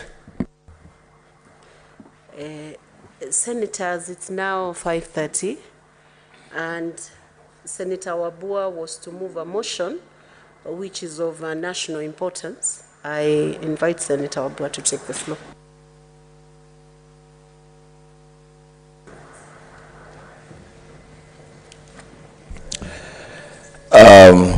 I thank you, Madam Speaker, for this opportunity to move this motion. Madam Speaker, I beg to move the motion that pursuant to Standing Order 37, the Senate now adjourn to discuss a definite matter of urgent national importance, namely the decision of the Supreme Court of Kenya in NGOs Coordination Board versus Eric Gitari and 5 others in petition number 16 of 2019, which declared discrimination against lesbian, gay, bisexual, transgender, and queer community, LGBTQ, unconstitutional, and affirmed the rights of the community to form an association. Madam Speaker and honorable members, on Friday, February 24th this year, the apex court in the land, the Supreme Court of Kenya, in a majority ruling of 3 against 2, shocked the moral foundation of this country. The court ruled, and I quote, "Despite gayism being illegal in Kenya, they have a right of association." Madam Speaker, since the day of that pronouncement, the country has been thrown into a state of restlessness. The country is no longer at ease. We are not at peace. Parents, Madam Speaker, are crying out loud, demanding that the court be stopped from defiling the moral fiber of our society. Madam Speaker, Article 1, Cap 1 of Chapter 1 of our Constitution, in simple, plain English, declares that all sovereign power belongs to the people of Kenya. Therefore, Madam Speaker, the three arms of government, the judiciary, the executive, and the legislature, only exercise delegated sovereignty. The Kenyan people are the real sovereigns. Madam Speaker, if any arm of government goes rogue, the sovereigns are both the moral and legal responsibility to beat that arm of government back on track. The sovereigns, Madam Speaker, in their millions, have spoken.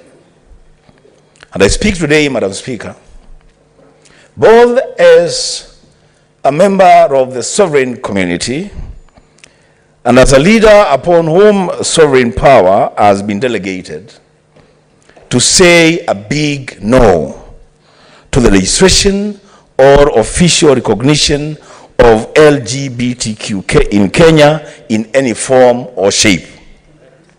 Madam Speaker, Article 45, 1, 2, and 3 place the family at the core of society and social order. It talks about the right of adults to marry a person of the opposite sex. It also speaks about equal rights to couples. Madam Speaker, I want to make full disclosure on the floor of this House.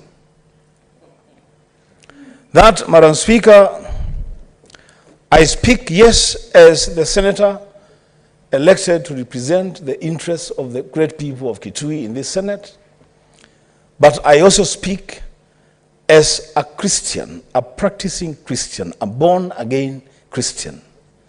And in the book of Romans, chapter 1, verse number 16, Madam Speaker, I am not ashamed of the gospel of Jesus Christ, because it is the power of God and salvation to those who believe.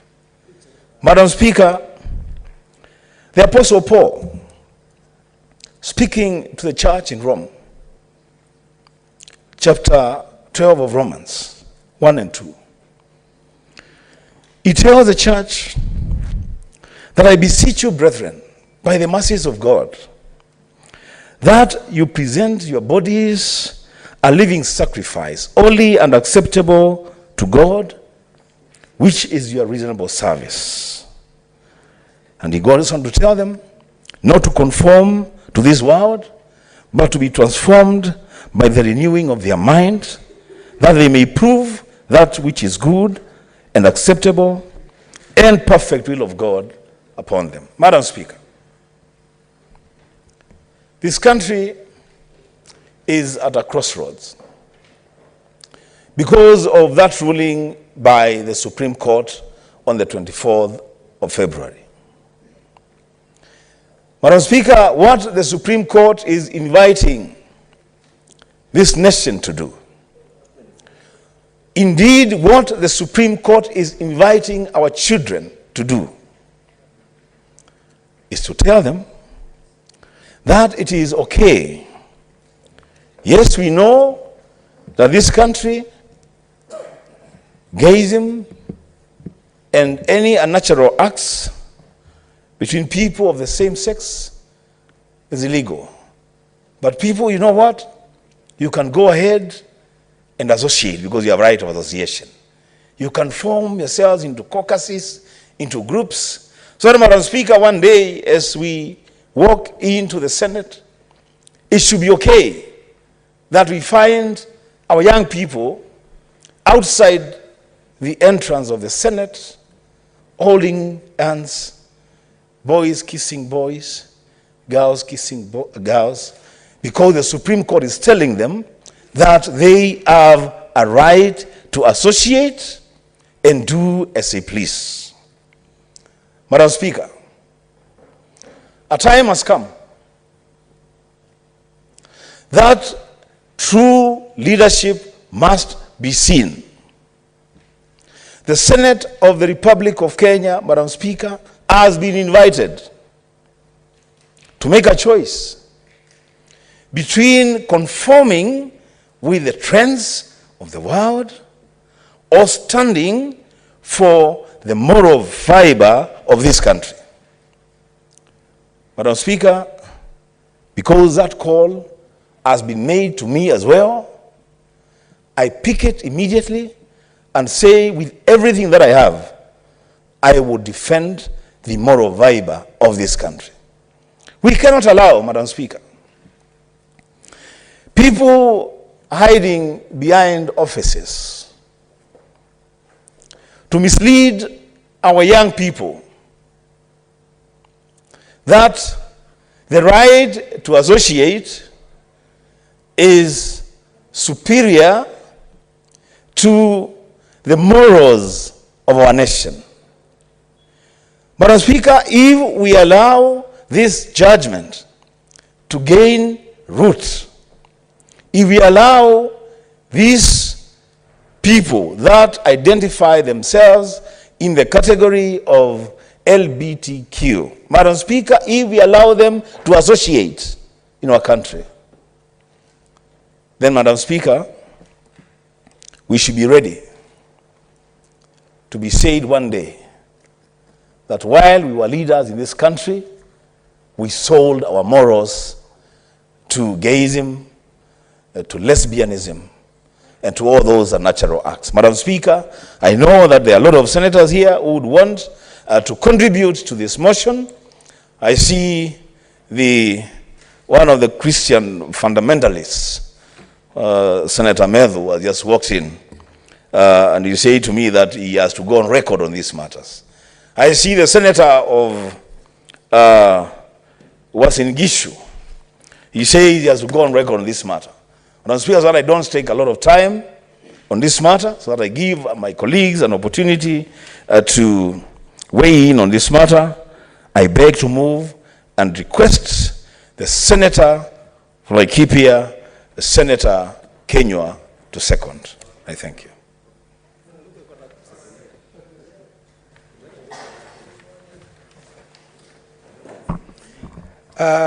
Asanti Bispika kunipa fursa hii.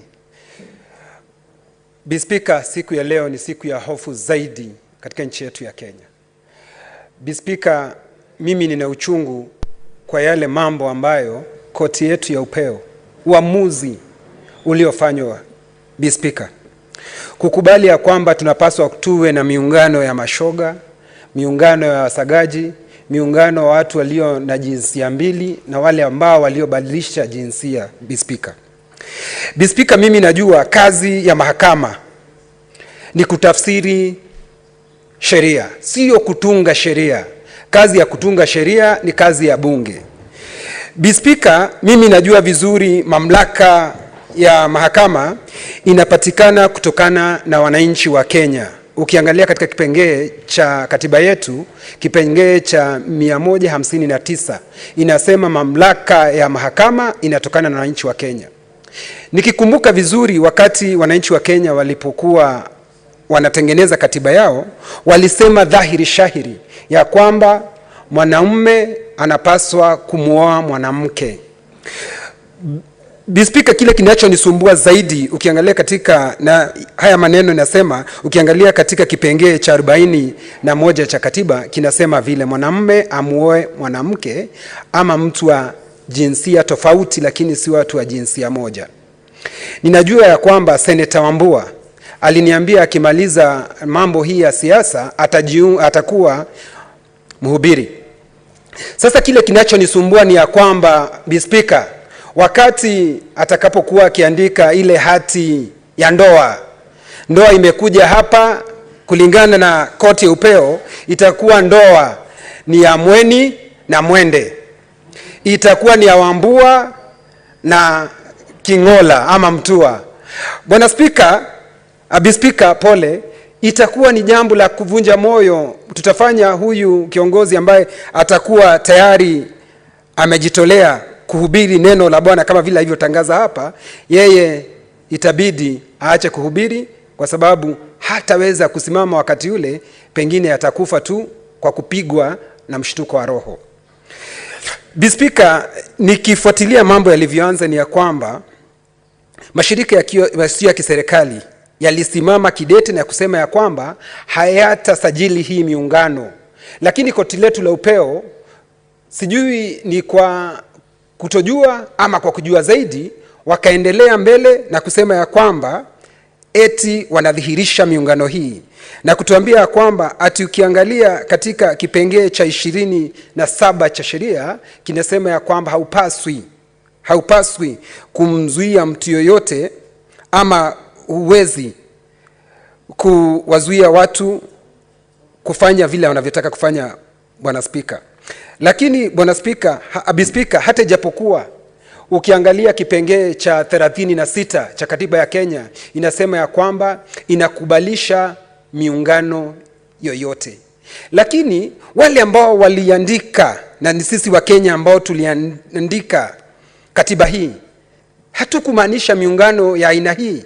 Na ndiposa bodi hii ambayo ilikuwa imekataa miungano kama hii na ikasimama kidete ikakataa, lakini mambo haya yalipelekwa katika koti letu la upeo ikaidhinisha. Vile ambavyo ningependa kuomba Bwana Spika, na pengine mawakili kama Maanzo watatuambia zaidi kwa sababu wamebombea katika kazi ile. Bwana Spika, mwanasheria wetu wa Kenya akate rufaa, na kama kwa sababu hili ni koti la upeo hawezi kukata rufaa kwa sababu majaji wale walikuwa wamekaa pale ni majaji 5 na ninadhani kungekaa majaji 7. Majaji 7 ndio wanapaswa wakuwa wamekaa pale waweze kutoa uamuzi wao, lakini hawa walikuwa majaji 5. Speaker, ni jambo ambalo mimi naona ya kwamba badala ya koti letu la upeo kutetea na kuilinda sheria yetu, wao wanasikiza mambo kutoka nchi za kigeni. Kazi yao ni kuharibu maadili yetu ambayo maadili sisi tumeyasimamia na tutakufa kwa maadili yetu. Speaker, mimi nataka kuambia jumba hili la Seneti ya kwamba hata ikiwa wote watajiunga na hawa wasagaji, watajiunga na hawa mashoga, Speaker, mimi nitabaki peke yangu kupambana na hizi sheria ambazo ni mbaya, zinagandamiza. Nitasimama kidete niweze kuwa kuhesabika, kwa sababu Biblia inasema hakuna goti alitapigwa mbele ya Mwenyezi Mungu.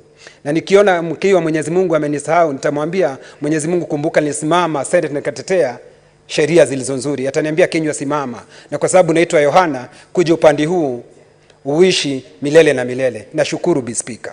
It's time up. Senator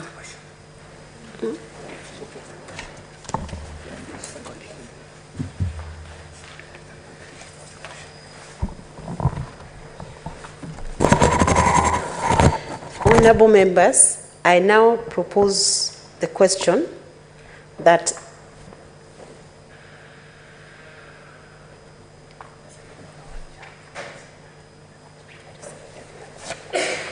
the Senate do now adjourn to discuss a definite matter of urgent national importance, namely the decision of the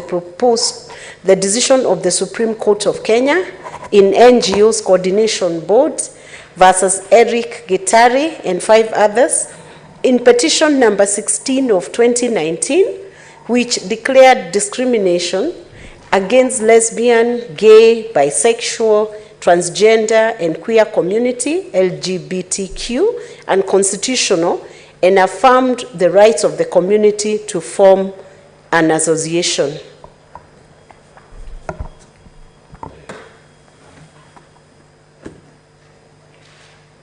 I now call upon Senator Margaret Kamau. Senator Mudege, you hold on until the Speaker calls you. Thank you, Madam Speaker, for giving me the opportunity to add my voice to the concerns that have been raised in this motion by the Honorable Wambua, my very good student. Madam Speaker, the issue before us is an issue that surprised us as a nation, it surprised us as individuals, it surprised us as religious groups. I am a Christian myself, and I believe in a marriage of a man and a woman. It's also clear that in the law of Kenya, the only marriage that is recognized is heterosexual marriage. Madam Speaker, it therefore surprises one to know where the Supreme Court, how the Supreme Court arrived at the conclusion that they made. It's my understanding, because I'm not a lawyer, that the courts use the law. If the law says that if the law says in Kenya that we only recognize heterosexual marriages, how did they decide that a group that doesn't exist in the law itself should exist in associations? Because in my understanding, it was a very clear conflict between what the Constitution says and what the conclusion of the verdict of the three said. Madam Speaker, I'm saying this because first I was involved in the drafting of the Constitution. I was in the Bombers drafting team. And not in the drafting team, but I participated in the drafting of the Constitution. And there are so many things we debated about. We looked at what is good for this nation. We looked at what keeps us as different communities together. We looked at our culture.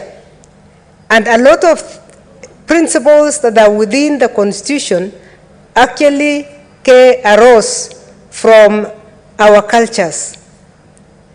Madam Speaker, we know that we have changed our cultures for many years, from since pre-independence when we were a colony.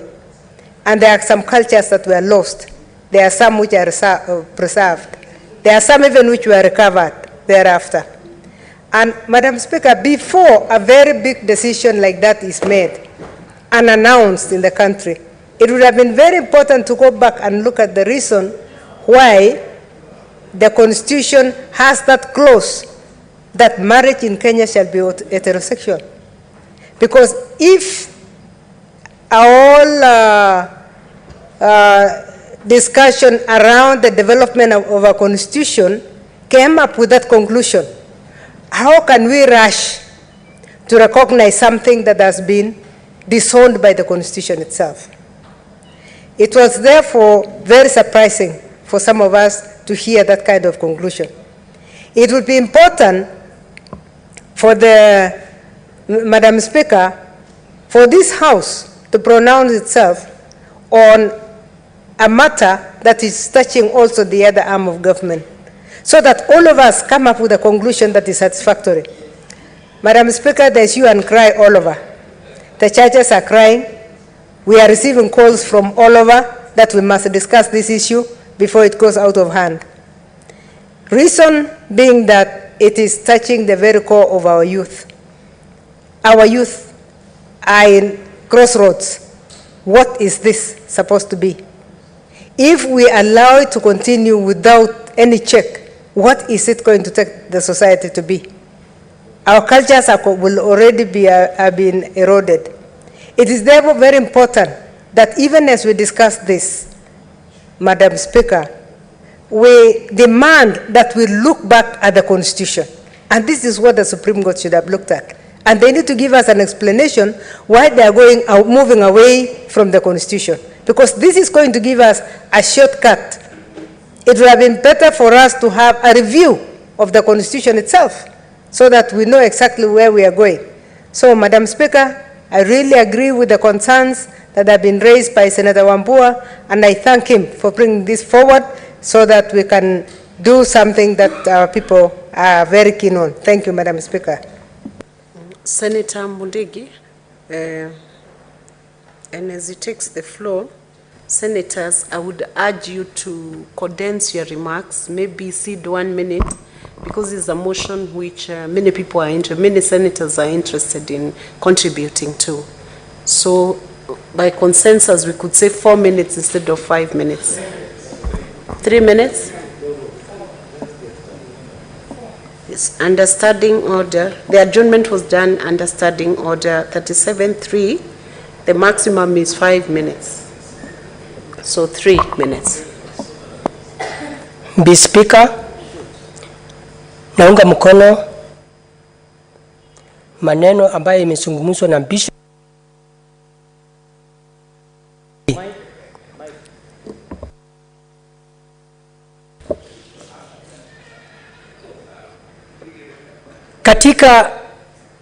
Katika kila county inji iko na vyama, lakini katika ufalme wa mbinguni vyama ni 2, ya Yesu Kristo na ambaye ni ya Shetani. Kutoka wakati wazazi wetu tulisaliwa, watu wengi walikuwa na umbili, tulikuwa sikia wakati wa maumbili walikuwa naangalia mambo ya Mount Kenya. Lakini wakati tulisaliwa tuko watu wakubwa, hatukusikia wakiongea mambo ya mwanaume kwa mwanaume, ama mambo ya mwanamke kwa mwanamke. Mambo ya Yesu Kristo ikakuja, tukaumbiriwa, ikawa sasa ufalme ni 2 ya Yesu Kristo, ambaye ni Mungu Baba, Mungu Mwana, Mungu Roho Mtakatifu. Wale judges ambaye walifunzwa na wazazi wao mambo ya Yesu Kristo, hawakufunzwa mambo ya giza. Saa hii wanataka kufunza watoto wetu mambo ya mwanaume kwa mwanaume. Wakati dunia kazi imekosekana, madawa ya kulevya iko, mambo ya usharati iko, dunia imeharibika. Sasa wanatuletea mambo ingine ambayo ni ya giza. Na unajua vijana wetu wana kazi. Kwa hivyo yale wanataka kutufundisha ni kuwa hivi karibuni tunafunza watoto wetu wakiwa ndigiri wakose kazi, alafu wanje mambo ambaye haifai, itakuwa kazi yao ni kukatana mapanga na vita ya usiku na mchana. Kwa hivyo mimi kama Senator wa Embu County Kenya, naunga mkono hawa judges, wanafaa waangaliwe vizuri sana mafikira yao ilikuwa ni gani, ama ni kutaka kuharibu Kenya, kwa sababu katika Kenya hakuna mtu hata mmoja ambaye anajua mambo ya Yesu Kristo anaweza kusupport hiyo maneno. Kwa hivyo hata Waislamu wanajua mambo ya Yesu, wanajua mambo ya kuomba. Siku hizi kanisa ni moja, isipokuwa tu wale wachache wa mambo ya kindini ambayo mambo ya giza hawezi kusupport hiyo maneno. Kwa hivyo naomba isipokuwa ni vile kuwezekani, tuko seneta wengi, tupatiwe siku nyingine tukuje tusungumuze na tuweke kura, ndio hii maneno yote tuyatemee kabisa, tukisema nchi ya Kenya inaongozwa na Yesu Kristo. Kwa sababu mnajua hata wakati tulichagua watu wengi ni wale walikuwa naomba asubuhi na jioni, na tukawa Mungu amekuja na tumepita. Asante. Senator Joyce.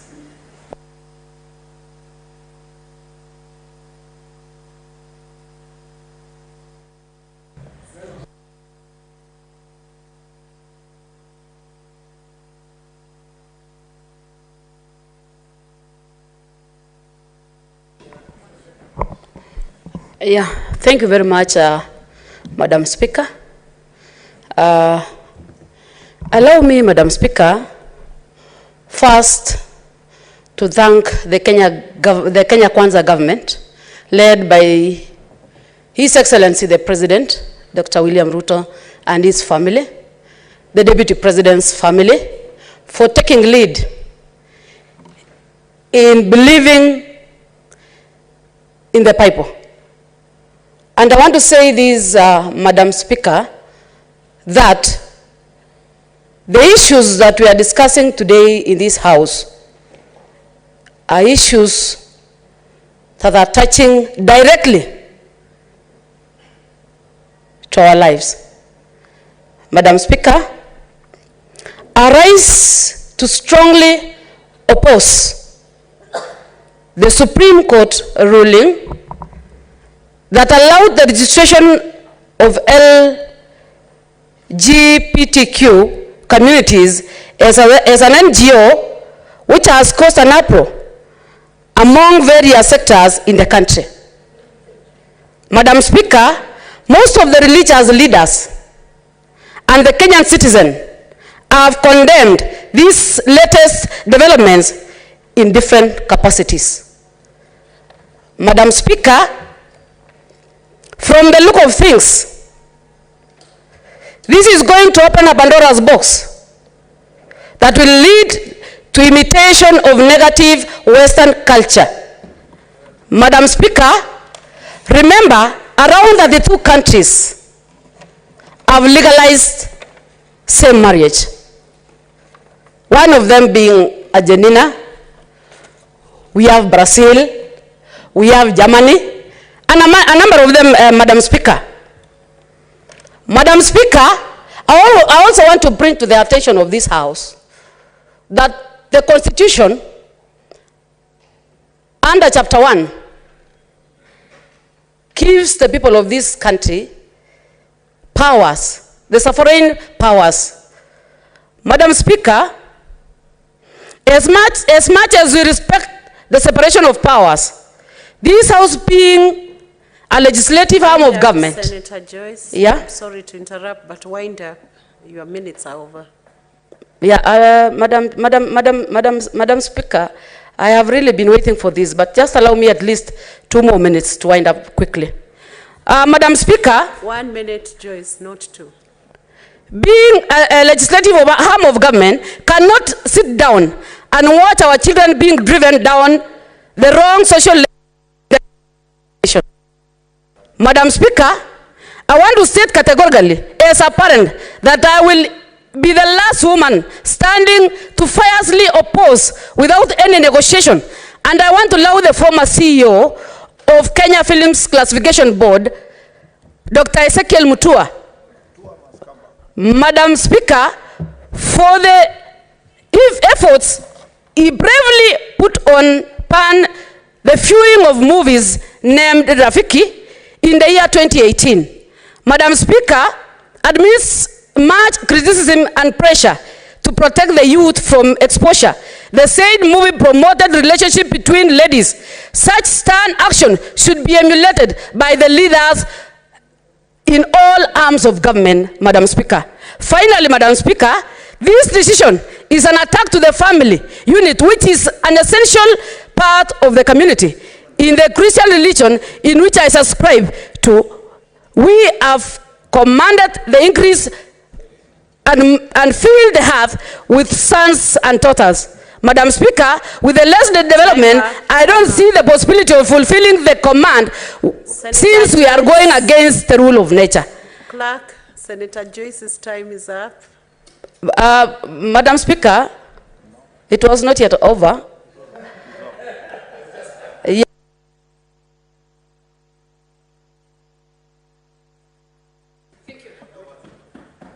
What is your point of order?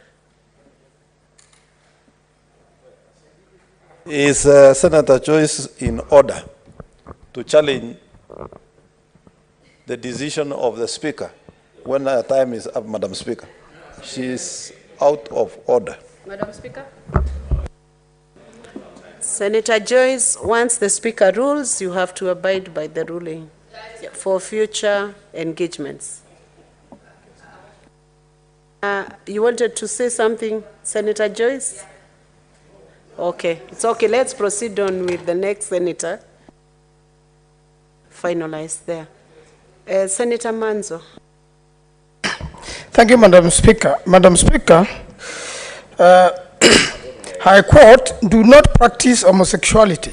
Having sex with another man or with a woman is a detestable sin. This is Leviticus 13, verse 22. If a man practices homosexuality, having sex with another man as with a woman, both men have committed an incestuous act. They must both be put to death, for they are guilty of a capital offense. Again, Leviticus 20, verse 13. Madam Speaker, the Penal Code says, as the same quote, under its section 56, and the same quote says you will be jailed for 14 years. Yet, this is a capital offense in the godly Penal Code.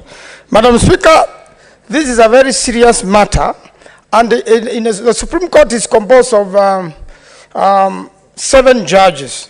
I want to say that this decision is reviewable by the Supreme Court before it is implemented. And secondly, these sort of acts are very common, Madam Speaker, in jails, in schools, and in many parts of the community. And it is a high time Kenyans knew that it is a serious matter. In the Swahili version of the Bible, say in quote, ni chukizo kwa Bwana. So, Madam Speaker, it's a very, very serious matter, and the lawyers in this house, and we are joining Honorable Kaluma in this, to make sure that this decision is reviewed as quickly as possible before it is implemented. And again also, Madam Speaker, our constitution does not go with what the decision was said in court. Our constitution is clear that marriage in Kenya is between man and woman, and even chapter 6 and all other good sections of the constitution. At no one point, and even the drafters of our constitution, and Honorable Margaret Kamaru was here, at no one point they ever intended marriages of that nature. The only distinction is that freedom of association. You cannot be in freedom of association in sin. You cannot have a judgment which legalizes sin. You cannot have a judgment. I am aware also this has taken 10 years in the courts. There is also another application try to declare that section 76 of the Penal Code unconstitutional, meaning then this will be allowed completely in the country. And that's why a fight must be put immediately so that the Supreme Court puts the... Time is up, Senator Cheptumo. Thank you, Madam Speaker. Madam Speaker, I arise to add my voice to this very important motion. Mr. Speaker, the framers of the Constitution 2010 were very clear in the wording of Article 45. And I think this was raised well by the mover of this motion. Let me read it, Madam Speaker, because I know I don't have a lot of time. The family is the natural and fundamental unit of society. And more important, Madam Speaker, is the part following. The necessary basis of social order. Mr. Speaker, Madam Speaker, unless the foundation of the family is founded and grounded well, there will be no order, there will be no social order, and shall enjoy the recognition and protection of the state. Mr. Speaker, Madam Speaker, the state organs is the executive, this House, Parliament, and the judiciary. Mr. Speaker, that particular article requires that those state agents should be able to protect the family unit. So, Madam Speaker, it is so sad that this is happening, Madam Speaker, in a nation that we know to be a God-fearing nation. I want to condemn that judgment by the Supreme Court. And Madam Speaker, this is a curable situation. I want to agree with my answer that the Supreme Court, Madam Speaker, can still review that particular ruling. And I think, Madam Speaker, they have no option. Because if the Kenyan people, the other state organs, like this House, says no, then the Supreme Court, the judiciary, which is, Madam Speaker, mandated under Article 47 to uphold the family unit, will have no option but to review that particular ruling. Madam Speaker, those of us who have children, of course, we are all blessed here to have children. We have wives, we have husbands, relatives. The last 1 week, Madam Speaker, has been a very challenging moment because it is outside there that now people of the same... Time is up. Senator Hezena, do you have an intervention? You have a standing order or intervention? Or you want to contribute? Yes, Madam Speaker. Then you wait 1 minute. Your chance. Okay. Thank you.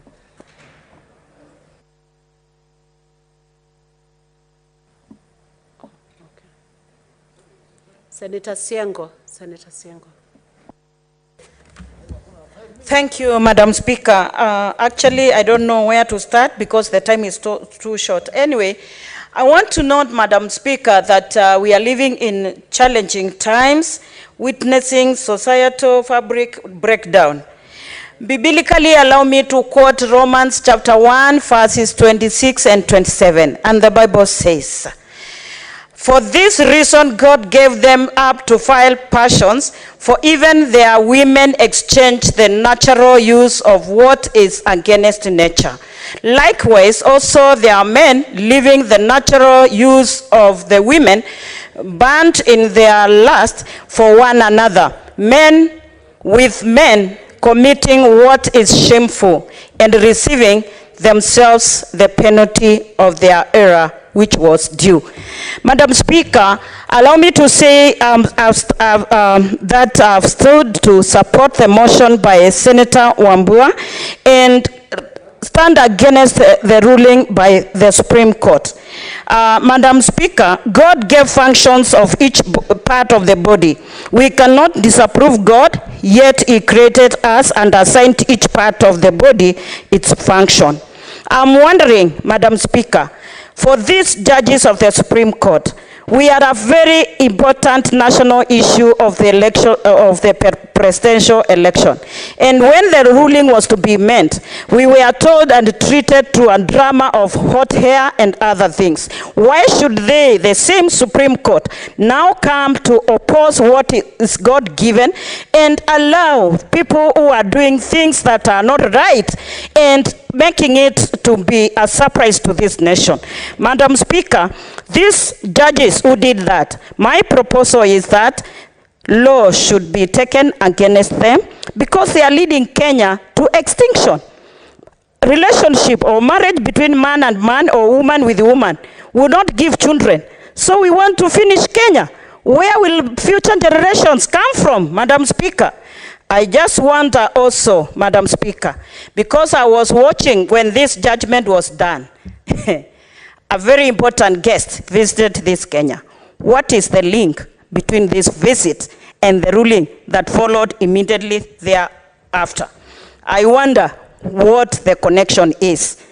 Madam Speaker, allow me to say that as legislators in this nation, we must stand for this nation and protect the future generation. We need children that is naturally come from a marriage between a man and a woman. I oppose that judgment.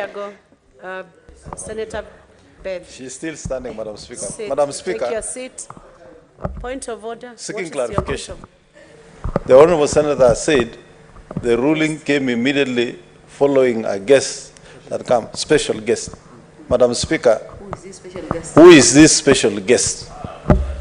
Senator Beth, you need to clarify that. Thank you, Madam Speaker. We all witnessed the First Lady of the US visited this nation, and it had something to do with NGOs. And the connection, I'm just wondering why the ruling of the Supreme Court immediately after this guest arrived in Kenya. So, Madam Speaker, I hope my time was not yet. Point of order, Senator Kenywa.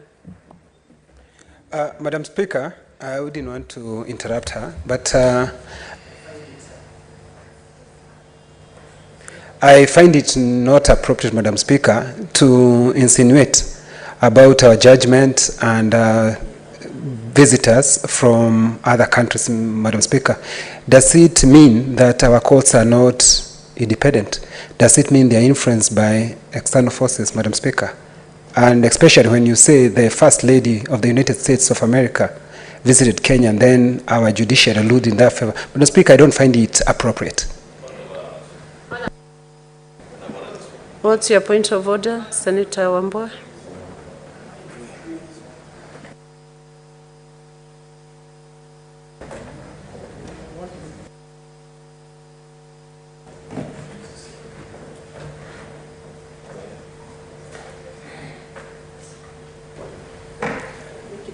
Yes, I will. Make it short. Thank you, Madam Speaker. You know, actually, the time is not even on our side. Madam Speaker, we cannot be prisoners of our conscience. We cannot allow that. The senator here has just asked a question. That at the time that the judgment was being made, a statement of fact, there was a leader who visited our country, and the visit was connected to NGOs, and she is asking whether there could be anything to do with that visit. We cannot, Madam Speaker, gang senators to the extent that they cannot seize facts and talk about facts. Again, secondly, Madam Speaker, it is not in the space of Senator Beth Siengo to establish whether there is independence of the judiciary. That's not our business. It is the judiciary that should exert its independence. I thank you, Madam Speaker. What is your point of order, Senator Joyce? Thank you very much, Madam Speaker. Madam Speaker, from the onset of this debate, it is clear that the entire leadership of this House is opposed to the ruling. Madam Speaker, the visitor who came to this country was making a visit to this country and was welcomed by the government. Does it mean the honorable member is initiating that it was the government using the same visitor to make the court make that ruling? Honorable senators, I want to request Senator Beth to take half a minute to finalize her contribution. Time is Thank money. you, Madam Speaker. Actually, I'm just wondering, okay, they say the guilty are always afraid. I have not, Madam Speaker, actually I was just wondering, and that's how my statement was. I'm wondering the connection between the visit and the ruling.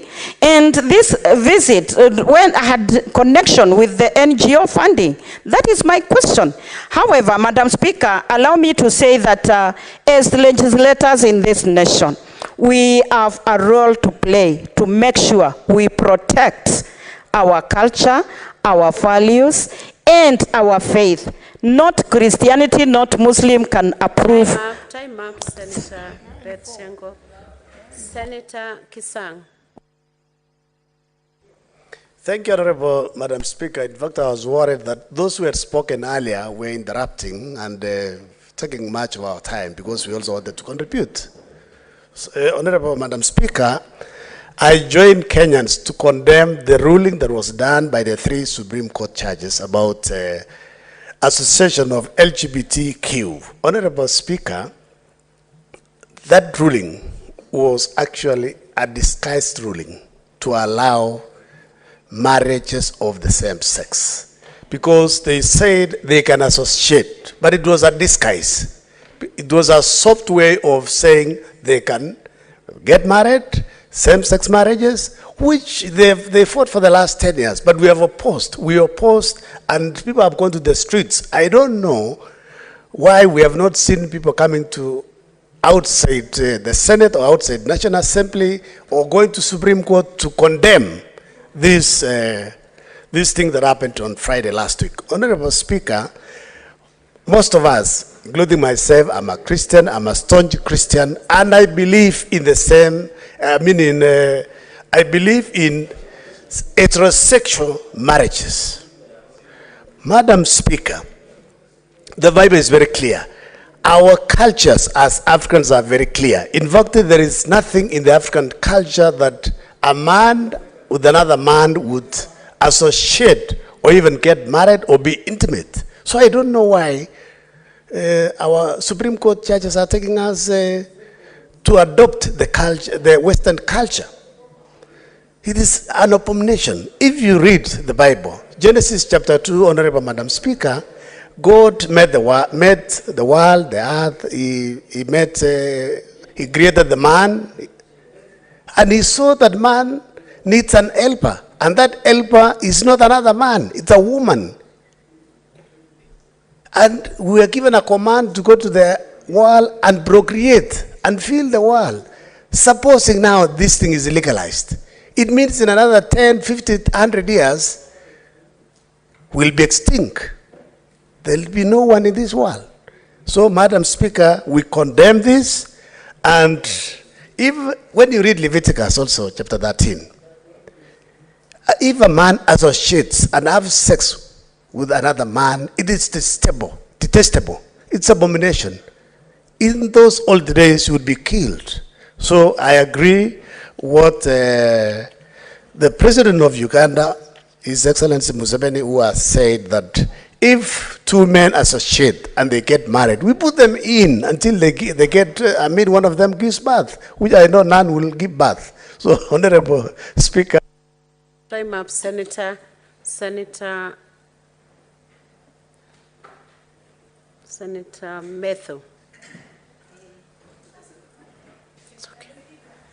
Yeah, thank you very much, Madam Speaker. I would also want to make it very quick so that I allow my colleagues to voice their voices on this one. I would want to comment the motion that has been brought by our Deputy Leader of Minority. Madam Speaker, I have tried to really imagine what we are speaking about. I have never imagined, and I am lost of words, Madam Speaker, how a man would look a man like myself with such a bushy face and see a woman in me. To even think, not even associate, to even think that a person of, that looks like myself. Madam Speaker, I don't want to speak about the female side. My colleagues have spoken about it. But I think it is such, a disgusting thing to even think. I am made to imagine that if every man is made of the material that I'm made of, a very rough skin, nothing attractive that a man I would see, if any man is like myself, there's nothing attractive that I would ever see. Look at my face, Madam Speaker. Look at my beard, Madam Speaker. Rough, there's nothing soft in me that anybody would ever see that makes me look like a girl, Madam Speaker. There is so much, Madam Speaker, that would be attractive. Madam Speaker, surely, finally, on my last comment, because my time I know is over, I would want anybody to convince me. If then we are speaking about making a generation,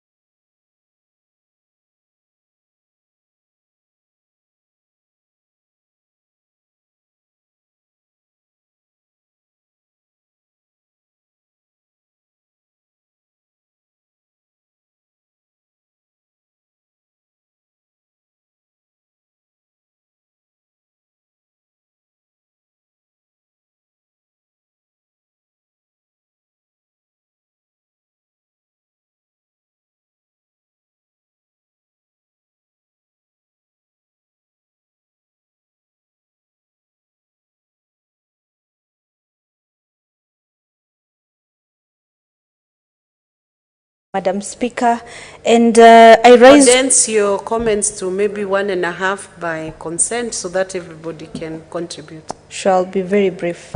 I rise to support the motion by the Honorable Distinguished Senator Wambua, and I would like to shift focus a bit from the discussion of LGBTQ to maybe try and deliberate on why the Supreme Court of Kenya was allowing this kind of absurdity that is against our religion and against our African culture. Perhaps we need to think as a country and shift focus from poverty eradication to wealth creation, because if at all this is in relation to the donations we get from the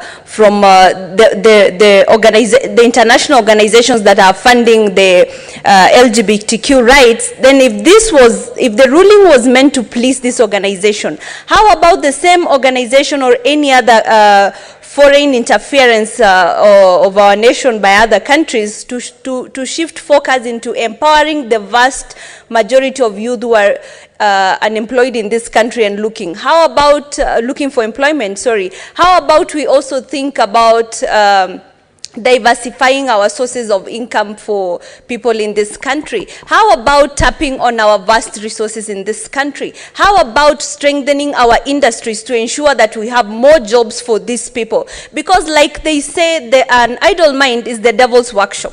So my honorable colleagues are alleging here that, which I agree with them, that gayism and lesbianism and whatever LGBTQ is all because of, is evil. So that means our youth are idle, and that's why they're engaging in evil activities. How about we try and get jobs for them so that at least we can have a better... Thank you, Madam Speaker. Thank you. Senator Charadike. Now, you have to take... yes, thank you, Madam Speaker. From the onset, I want to support the motion by Senator Wambua by agreeing that as a nation, we need to move in going. Madam Speaker, the Supreme Court decision was hot air. Madam Speaker, it was uncultural, it was uncouth. Madam Speaker, I want to thank the President and the Deputy President for saying the government of Kenya shall not allow issues of gayism in this country. Number two, there is allegation that 15 billion that has been given to government to fight drought was courtesy of in support of gayism in the country. I want to deny that is not true. The visit of Jill Biden does not connect himself with what is happening, Madam Speaker, and therefore we oppose this issue of homosexuality in the country. It is ungood, Madam Speaker. I will join other learned friends in this Senate to move to Court of Supreme Court to review the decision. I thank you, Madam Speaker. Thank you, Senator. Senator Madago. Madam Speaker, first I rise to oppose the decision of the Supreme Court on this matter, Madam Speaker, of allowing the registration of an association of LGBT, whatever, Madam Speaker. Madam Speaker, in the ruling, the Supreme Court was relying on the Bill of Rights, Madam Speaker, that is enshrined in our Constitution. But the framers of the Constitution, Madam Speaker, knew that even though there is rights of every Kenyan, there must be limitation to those rights, Madam Speaker. And I thought the Supreme Court should have also read the limitation of rights and fundamental freedoms. And that is why in the Constitution there is Bill of Rights, but at the same time there is limitation to those freedoms. Madam Speaker, I am one happy senator today because the President has pronounced himself on this matter, Madam Speaker. And Madam Speaker, we oppose same-sex marriage, we oppose gayism, we oppose lesbianism. Madam Speaker, in fact, I'll be speaking to my county assembly of Wasingishu, Madam Speaker, to ban any activity related to lesbianism, gayism, and in fact, any social club that will be seen or behaving to promote these activities, Madam Speaker, they must be removed and they must be closed. We must make our position known. And we want to tell the West that if indeed the aid coming to Africa, if indeed it is a condition that we must become gay and lesbian for us to receive funds, we are ready as Africans, as Kenyans, to even die for that one principle that we cannot accept, and we cannot accept to be whipped by the West. And it is time, and this debate is coming at the right time, and the African continent must rise and refuse to be intimidated by the West, Madam Speaker. And we know there are countries that are funding these activities, sponsoring NGOs who are doing recruitment, and we are going to name them and shame them. Madam Speaker, it is not lost that these countries, who have also been advancing as loans at very exorbitant interest rates, have been giving themselves loans from the IMF, from the World Bank, at 0.0 something interest rate, and they on lend to the funds they want to bring to this country to come and promote those activities. As a Senate, we are also going to put regulation that all funds that come to this country, that in any way is associated with promoting this kind of behavior that is not acceptable to us, we are going to tell them, thank you, we would rather die than have their money. Madam Speaker, we are going to oppose this. And Madam Speaker, we want to urge our principals in our secondary schools and primary schools and institutions of Ireland that they must be now on the lookout of any funny behaviors in the schools, and such activities must be wiped out in our institutions of learning. Madam Speaker, as the Senator of Uasin Gishu, we shall not allow in my county, and in fact, we shall be calling a serious county assembly of both citizens and MCA to make a declaration that it is a no-go zone in my county, Madam Speaker. Herman. Honorable Senators, it's now 6:30 p.m. Time to adjourn the House. The Senate therefore stands adjourned until Tuesday, 7th March 2023 at 2:30. Thank you.